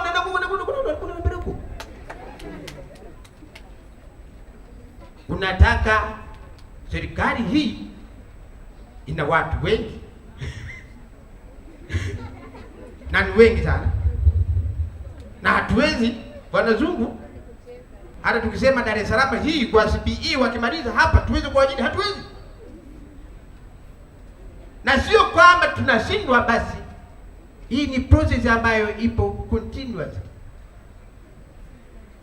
Kwa hiyo na wahusia vijana wa chuo kikuu tuweze kufanya mambo yanayoweza kuleta mapinduzi katika taifa letu. na siwezi kuzungumza mengi sana. Baada ya kuzungumza hayo, niseme Mungu ibariki Afrika, Mungu ibariki Tanzania. Asanteni kwa kunisikiliza. Lakini vile vile tunaye huyu si mwingine ni rais aliyemaliza muda wake, Mheshimiwa Jakaya Mrisho Kikwete. Alikuwa na haya ya kuzungumza.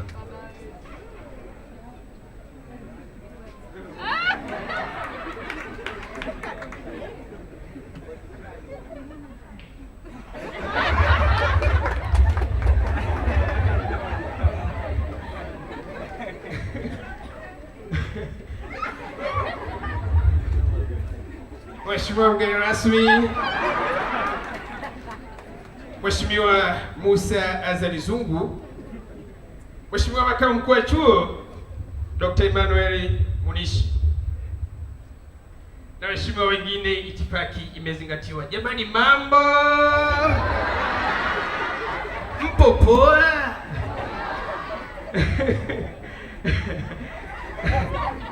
Naomba nichukue fursa hii adhimu kabisa, fursa ya kipekee. Haki wanafunzi walivyoniona toka sema baba huyo. Leo tunaemea humo humo. Ingasema jamani, sijaja kwa hilo.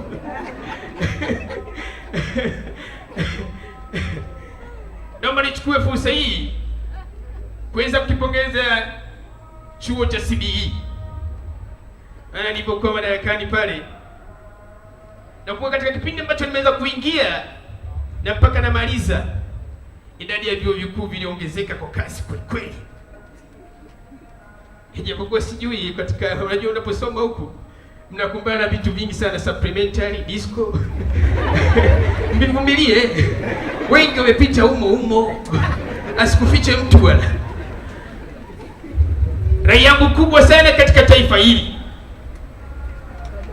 na kubwa niliyokuwa nikisisitizia ni swala zima la vijana kupata ajira na vijana kupata elimu. Hakuna kiongozi anayeingia jamani anataka kwamba kila mtu asiwe na ajira wala elimu. Anasema mzee vipi tena huyu? Nasisitiza. Wajua hata leo ninapokuwa kule kwangu kule, nikifika kule Msoga kule, kuna baadhi wanatembelea kule na wajukuu zangu wadogo wadogo. Wananiambia wakiniomba hela, naambia msiniombe hela, niombeni babu tupeleke shuleni jamani. Ndio ulisi mkubwa huo. Ni swala zima ambalo tunatakiwa tukae chini na kuweza kujua jinsi gani tunavyoweza kusonga mbele. Kila siku masuala ya ajira yanazungumzika. Watu hawana ajira, watu hawana nini, lakini serikali, ninaiomba serikali ifanye jitihada za hali na mali. Mwasaidie hawa. Leo unaweza kushangaa tu mwenyewe kaunga kama maharage yameuzwa, mbuzi tena, wengine kakopesha biashara, anasubiri akimaliza aingie ofisini. Kuna kitu kimoja ambacho nataka niongezee. Kama umesoma na una cha ziada, creativity yako unayo, talent, hebu jiegeshe huko. Baadaye wakati unakimbizia mambo haya yanakusaidia katika namna moja au nyingine. Ukitegemea mzinga umefeli. Siku hizi watu kwanza kuonga, siku hizi hawaongi. Mizinga hakuna. Mtu anaweza kakaa baa pale akaagizia, na ukasema labda niagizie hapo watoto watakula 1 2 3. Utakayoagizia hiyo utalipia mwenyewe. Hadi ngumu. Mpaka kwenye vijana makahawa huko. Watu siku hizi hawaagizi mara 2. Ukiagiza umelipa. Kwa hiyo mchango wenu mkubwa sana katika taifa hili.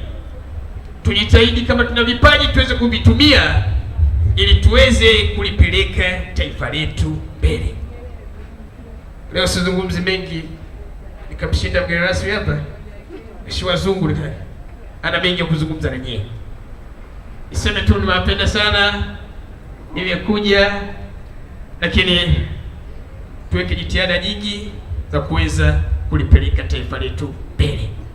Baada ya kuzungumza hayo, niseme Mungu ibariki Afrika, Mungu ibariki Tanzania. Asanteni kwa kunisikiliza.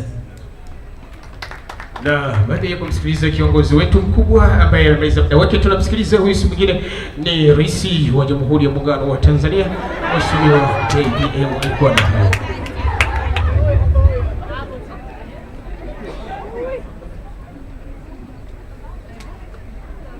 Mheshimiwa mgeni rasmi, waheshimiwa mbalimbali mlioweza kufika hapa, kwanza naomba nimtangulize Mwenyezi Mungu mwingi wa rehema ambaye ametujalia kuweza kufika katika maeneo haya. Ndugu wanafunzi wa CBE, itifaki imezingatiwa.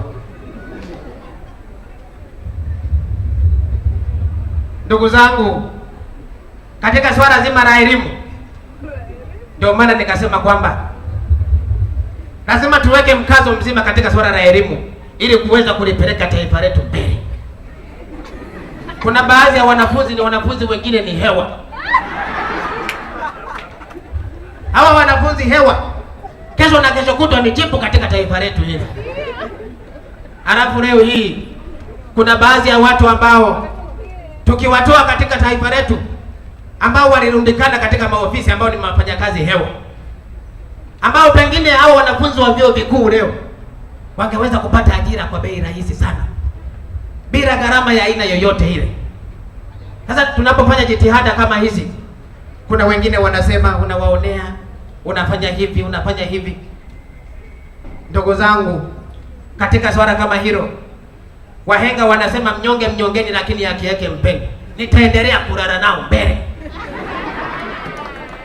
ili pengine hata nyinyi mliomaliza vyuo vikuu huku muweze mkapate nafasi za kuweza kuingia huko. Na mimi nataka nizungumze swala lingine.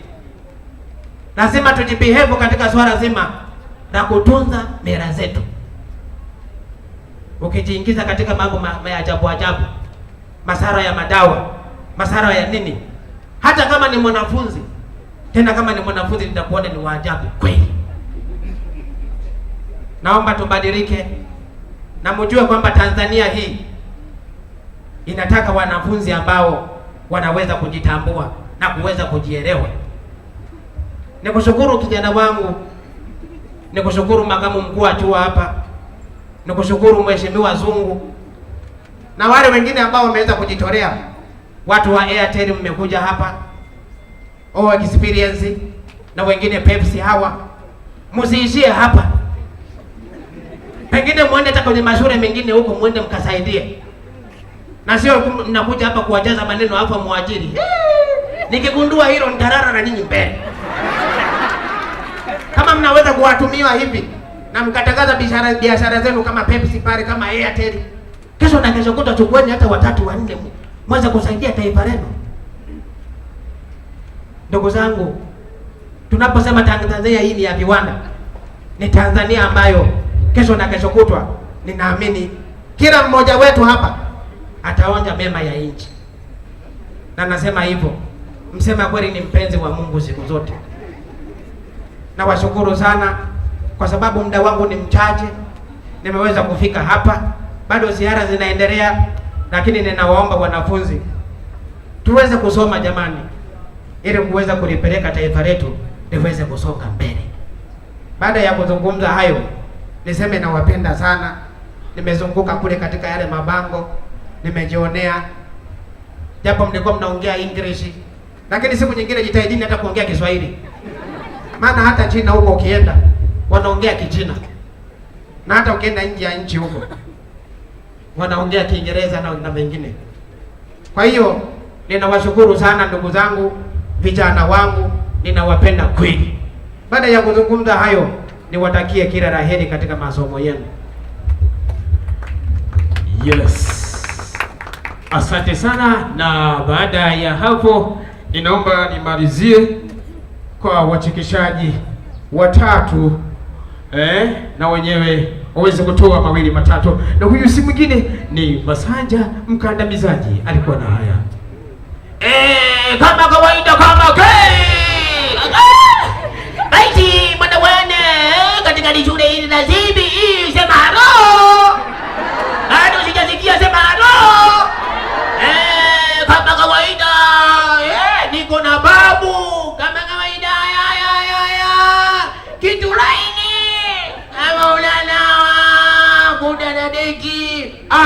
Shemeji. Ni hatari bwana, mwanaume bwana, chura bwana. Tuko ndani ya CBE.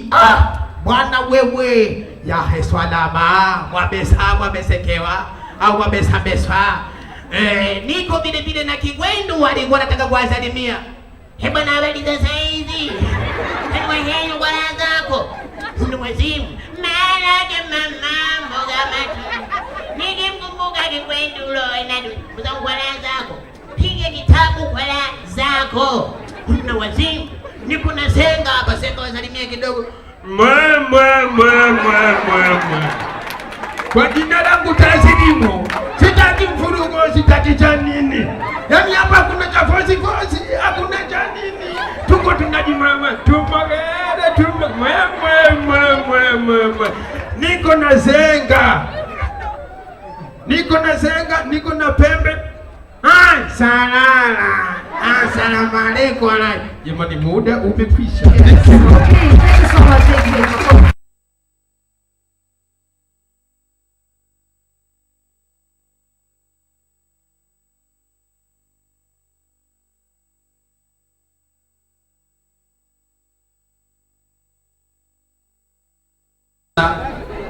Napenda nishukuru Mheshimiwa mgeni rasmi kuweza kujumuika na sisi katika tukio hili la kihistoria. Itifaki imezingatiwa kwa sababu ya muda. Ningependa wanakamati wote ambao wameshiriki katika kuandaa shughuli hii ya Career Day waweze kujitokeza hapa, watupungie mikono and then waweze kwenda kuketi.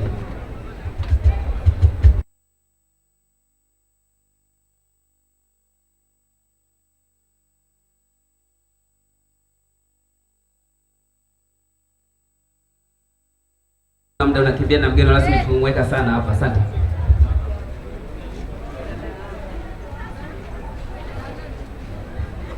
Elimu.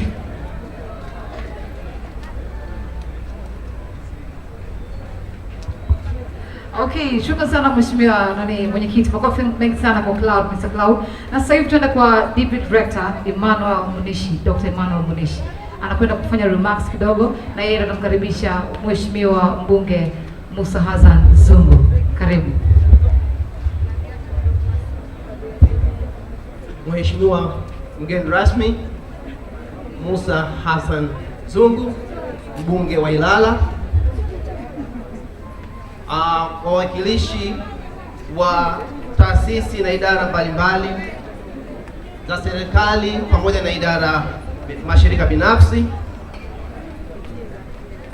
wakurugenzi wa mbalimbali na wakuu wa vitengo vya chuo cha elimu ya biashara,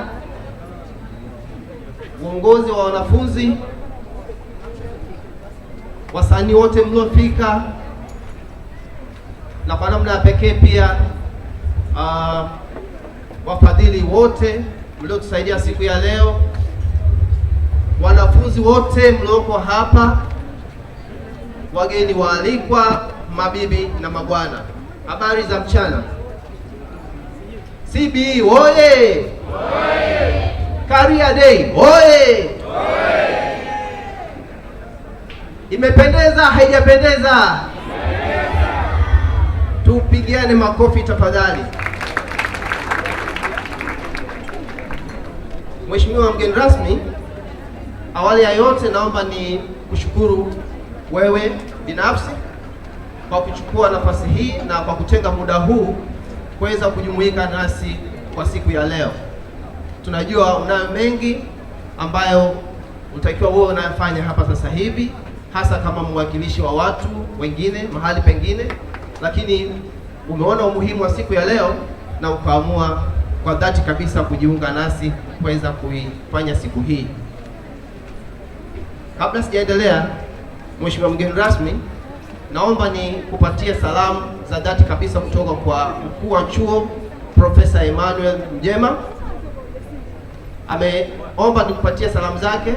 Angependa sana kuwa na sisi kwa siku ya leo, lakini kutokana na shughuli nyingine ambayo ilikuwa ni ya muhimu ya ghafla, ilibidi atuache. Niendelee kwa kusema kwamba leo ni career day. Mengi yamekwisha kusemwa na mengi yameshafanyika hapa na mmeona wenyewe.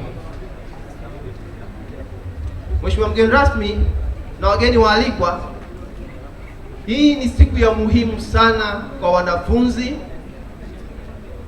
na sisi tunao waandaa hawa wanafunzi, kwa sababu sio tu kuionyesha jamii yale tunayoyafanya ama ni kwa namna gani tunavyowaandaa hawa wanafunzi kwa ajili ya kwenda kulihudumia taifa letu kwa namna iliyokuwa bora zaidi, lakini vile vile ni nafasi yetu ya kujifunza. Tunajifunza zaidi na vile vile tunajaribu kujilinganisha, tunajifanyia kitu tunachosema tunajifanyia tathmini sisi wenyewe kuweza kujua tumefika wapi. Sasa ili kuhakikisha wanafunzi wetu wanaendelea kuwa na ubora huu, Mheshimiwa mgeni rasmi, tunafanya mengi sana. Tumeboresha mitaala yetu, na hivi tunapoongea sasa hivi tuko mbioni kwa ajili ya kumaliza maboresho ya mitaala yetu, ili wanafunzi basi tunaoandaa hapa waweze kufanya vizuri zaidi katika soko la ajira. Lakini pia tumeongeza programu nyingi katika ngazi ya masters, yani shahada za uzamili. Labda ni kujulisha kidogo kuhusiana na chuo chetu cha elimu ya biashara. CBE ina kampasi 4 hapa CBE makao makuu Dar es Salaam, tunayo CBE Dodoma campus, tunayo CBE Mwanza campus, lakini pia tunayo CBE kule Mbeya. Na katika kampasi karibia zote hizi tunatoa programu mbalimbali kuanzia accountancy, business administration, procurement and supplies management, marketing management, legal and industrial metrology, lakini vile vile ICT, yani information and communication technology. Mheshimiwa mgeni rasmi, mimi sio mwongeaji sana kwa siku ya leo, lakini kwa namna pekee naomba ni kushukuru tena na nikuombe nikukaribisha rasmi kwa ajili ya kuweza kuongea na watu wote waliofika hapa, na baada ya hapo uweze kuwakabidhi zawadi wale walioweza kufanya vizuri. Wote wamefanya vizuri, lakini basi wapo ambao wamefanya vizuri kuliko wengine, basi nitakuomba baada ya hapo uweze kuwapatia zawadi. Baada ya kusema hayo machache, naomba nikaribishie mgeni rasmi. Makofi kwa mgeni rasmi tafadhali.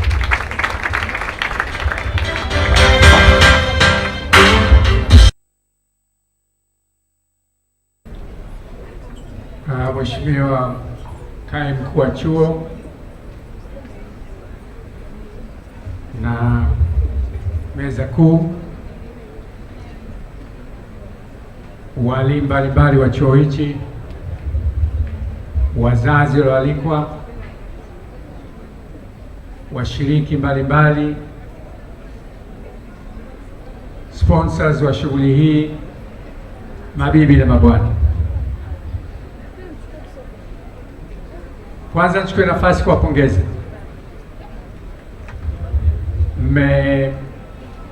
Kwa kipindi kifupi nilichokaa hapa, nimepita kwenye mabanda yote na kila banda lilikuwa na uwezo mkubwa wa kujieleza, na kwa kifupi mmefanya vizuri sana.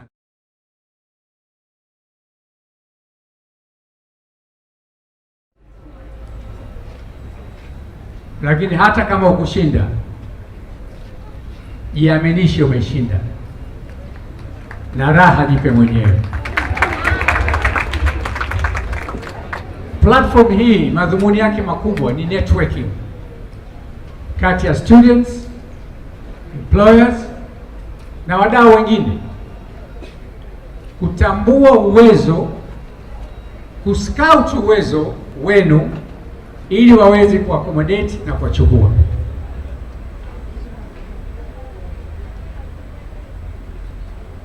Na nyinyi kitu kikubwa mnatakiwa mfanye, muoneshe aggressiveness ya uwezo wenu. Mmepita banda la kwanza la procurement, wamejieleza vizuri. banda la pili mpaka la mwisho, na imeonyesha commitment yenu, lakini kikubwa imeonyesha namna wazazi wenu wanavyojitolea kuwasaidia mwepo hapa. Walimu, you've done a good job. Mimi na mahusiano karibu sana na CBE toka niwe kwenye siasa, it's almost miaka 15. Nishaona bachi nyingi zikiingia zikiondoka, na wengi wamepata mafanikio kwenye soko la ajira kutokana na nidhamu, kutokana na uwezo, lakini kutokana na walimu kuweza kuwafundisha vizuri. Knowledge na division mbili, ina material na ina spiritual. Zote hizi zinakwenda pamoja. Knowledge ya material itakusaidia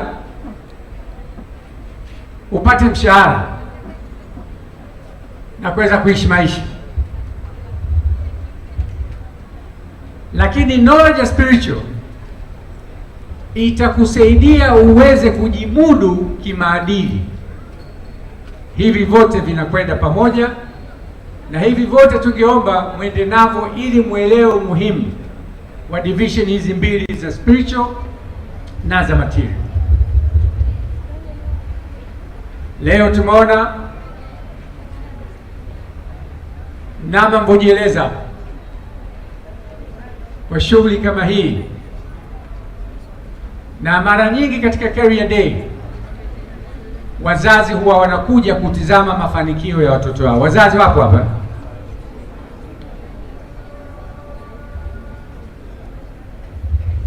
Ni muhimu sana wazazi wakawa wanakuja ili kutizama mafanikio na kuwapa motivation watoto wao ili waweze kuwa na maadili na waweze kusoma na wao kuwasaidia kwa siku za mbele. Nilikuwa nateta na mwalimu ni namna gani kuna changamoto za ajira.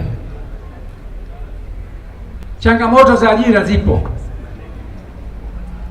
lakini mkijiweka pamoja, unaweza kukaa, kuna program ya serikali ya kuwasaidia mjiajiri wenyewe na kuwe na upendeleo maalum wa services za serikali mkapewa nyinyi kwa siku za mbele. Si kila mtu atafanya kazi ya kuajiriwa na mamlaka za serikali au na mashirika ya umma. Lazima tubadilike, tusichague kazi. Kila kazi inahitaji elimu. Nimefurahi sana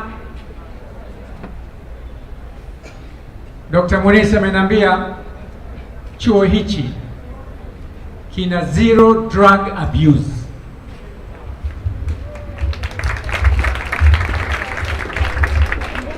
Makundi ambayo yanaweza kuathirika hatari sana katika masuala ya madawa kulevya ni makundi kama yenu, na makundi ya shule ndiyo yanalengwa na ndiyo yanakuwa targeted na watu wanaohusika na mambo haya.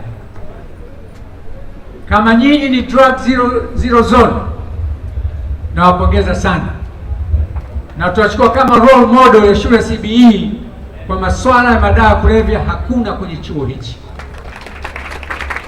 na yoyote atakayeonekana anataka kujiingiza huko, mumwai na mapema kumzuia ili asiweze kuathirika na kuharibu maisha yake na kuharibu nguvu kazi ya taifa letu.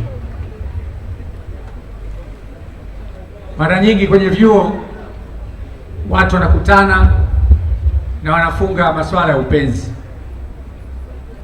Nyinyi hamko sekondari, nyinyi ni wanafunzi wa elimu ya juu. Ombi langu kwenu, masuala ya ngono zisizokuwa na mpango, haya mambo lazima tuyaseme, mwache. Na watu wa kwanza kuonewa ni madada zetu. Wao ni wepesi sana kuamini, na baadhi ya wanaume ni waongo, sio wote.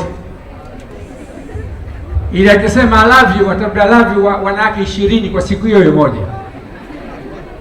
Wewe mjaribu kuangalia yule anayekupenda alete posa akuoe, na sisi tutachangia harusi hiyo. Baada ya maneno haya machache, niwapongeze tena walimu kwa kazi nzuri mlifanya, lakini participants wote mmeonyesha uweledi mkubwa sana wa namna mnavyoweza kuingia mkapambana na mkapata ajira. Nimeona kuna kampuni za simu zimekuja, tunawapongeza, tunawashukuru, lakini sasa hivi tuna mkakati maalum wa kuifanyia mikakati TTCL iweze ikachukua mobile penetration ya zaidi ya 90% ya subscribers Tanzania. Kampuni ya TTCL ni kampuni ya umma, lazima wote tuiunge mkono na tuisaidie iweze kuingia kwenye soko kwa kiwango kikubwa sana, ili mapato ya halali yabaki na kutumika kwa maendeleo ya nchi yetu. Asanteni sana na watakia kila la heri.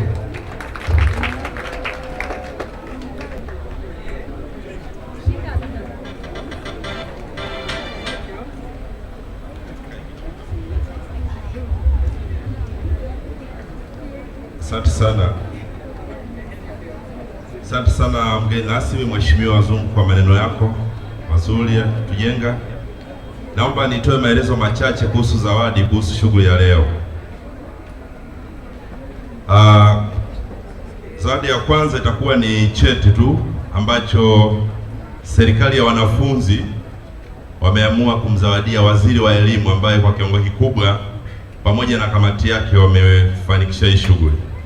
Kwa zawadi ya kwanza atapewa Waziri wa Elimu ambaye alikuwa mwenyekiti wa kamati ya kuandaa hii. Ni serikali ya wanafunzi wamempa cheti. Lakini zawadi zinazofuata, washiriki wote walioshiriki kwenye idara zote watapewa vyeti vya ushiriki. Lakini hivyo vyeti vitaandaliwa, watapewa Jumatatu. Hawatapewa hapo. Lakini washiriki wote mtapewa vyeti. Zawadi zingine ni washindi watatu. Washindi watatu ndio watakaopewa zawadi. Mshindi wa tatu atapewa shilingi 100,000. Mshindi wa pili atapewa shilingi 200,000 na mshindi wa kwanza atapewa kombe na shilingi 400,000. Kwa naomba nichukue fursa hii kumwomba mgeni rasmi aweze kusimama ili tuweze kutoa zawadi.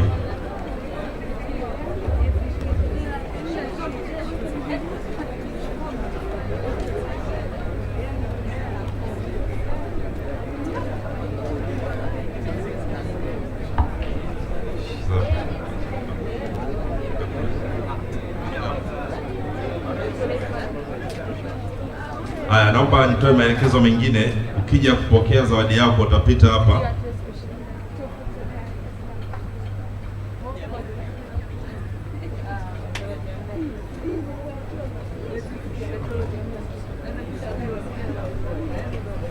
Utapita hapa, utapokea zawadi yako, atakupa mgeni rasmi hapa, afu utaondoka. Naomba nimuite Bwana Claud Ndikwege, Waziri wa Elimu, ambaye ameshiriki katika kuandaa shughuli hii.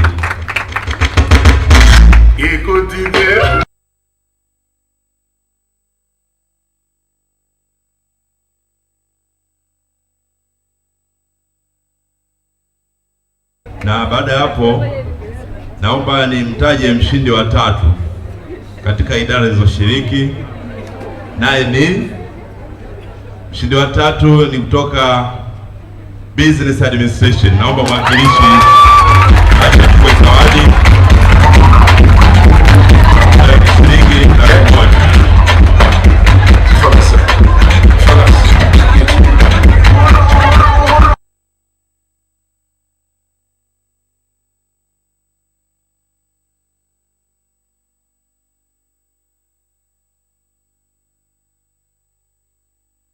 Naomba ni mwite mshindi wa pili toka idara ya uhasibu.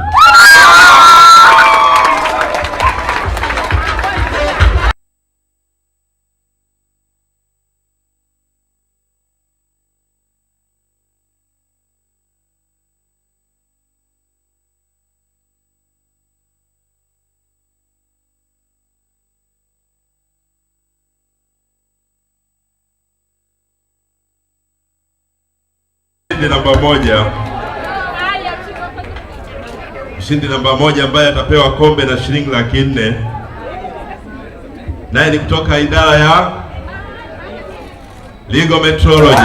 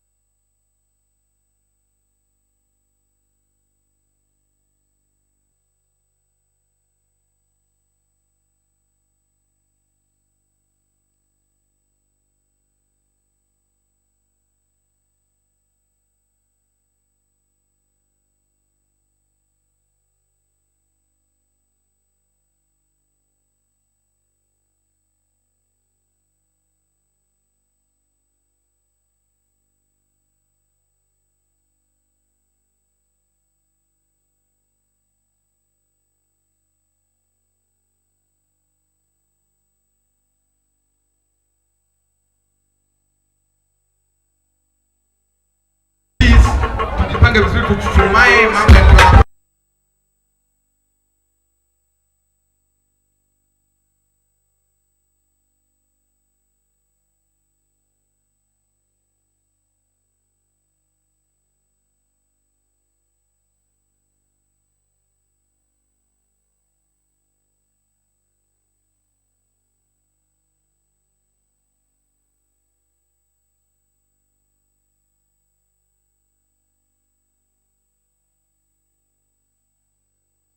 Ruhusu uondoke mheshimiwa. DJ.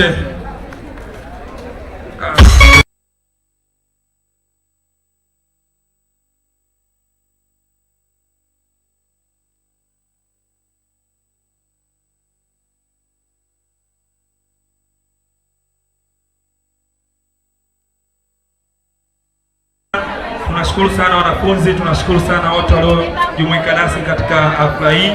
Nadhani hafla imefika mwisho, lakini bado tutaendelea kuwa na burudani.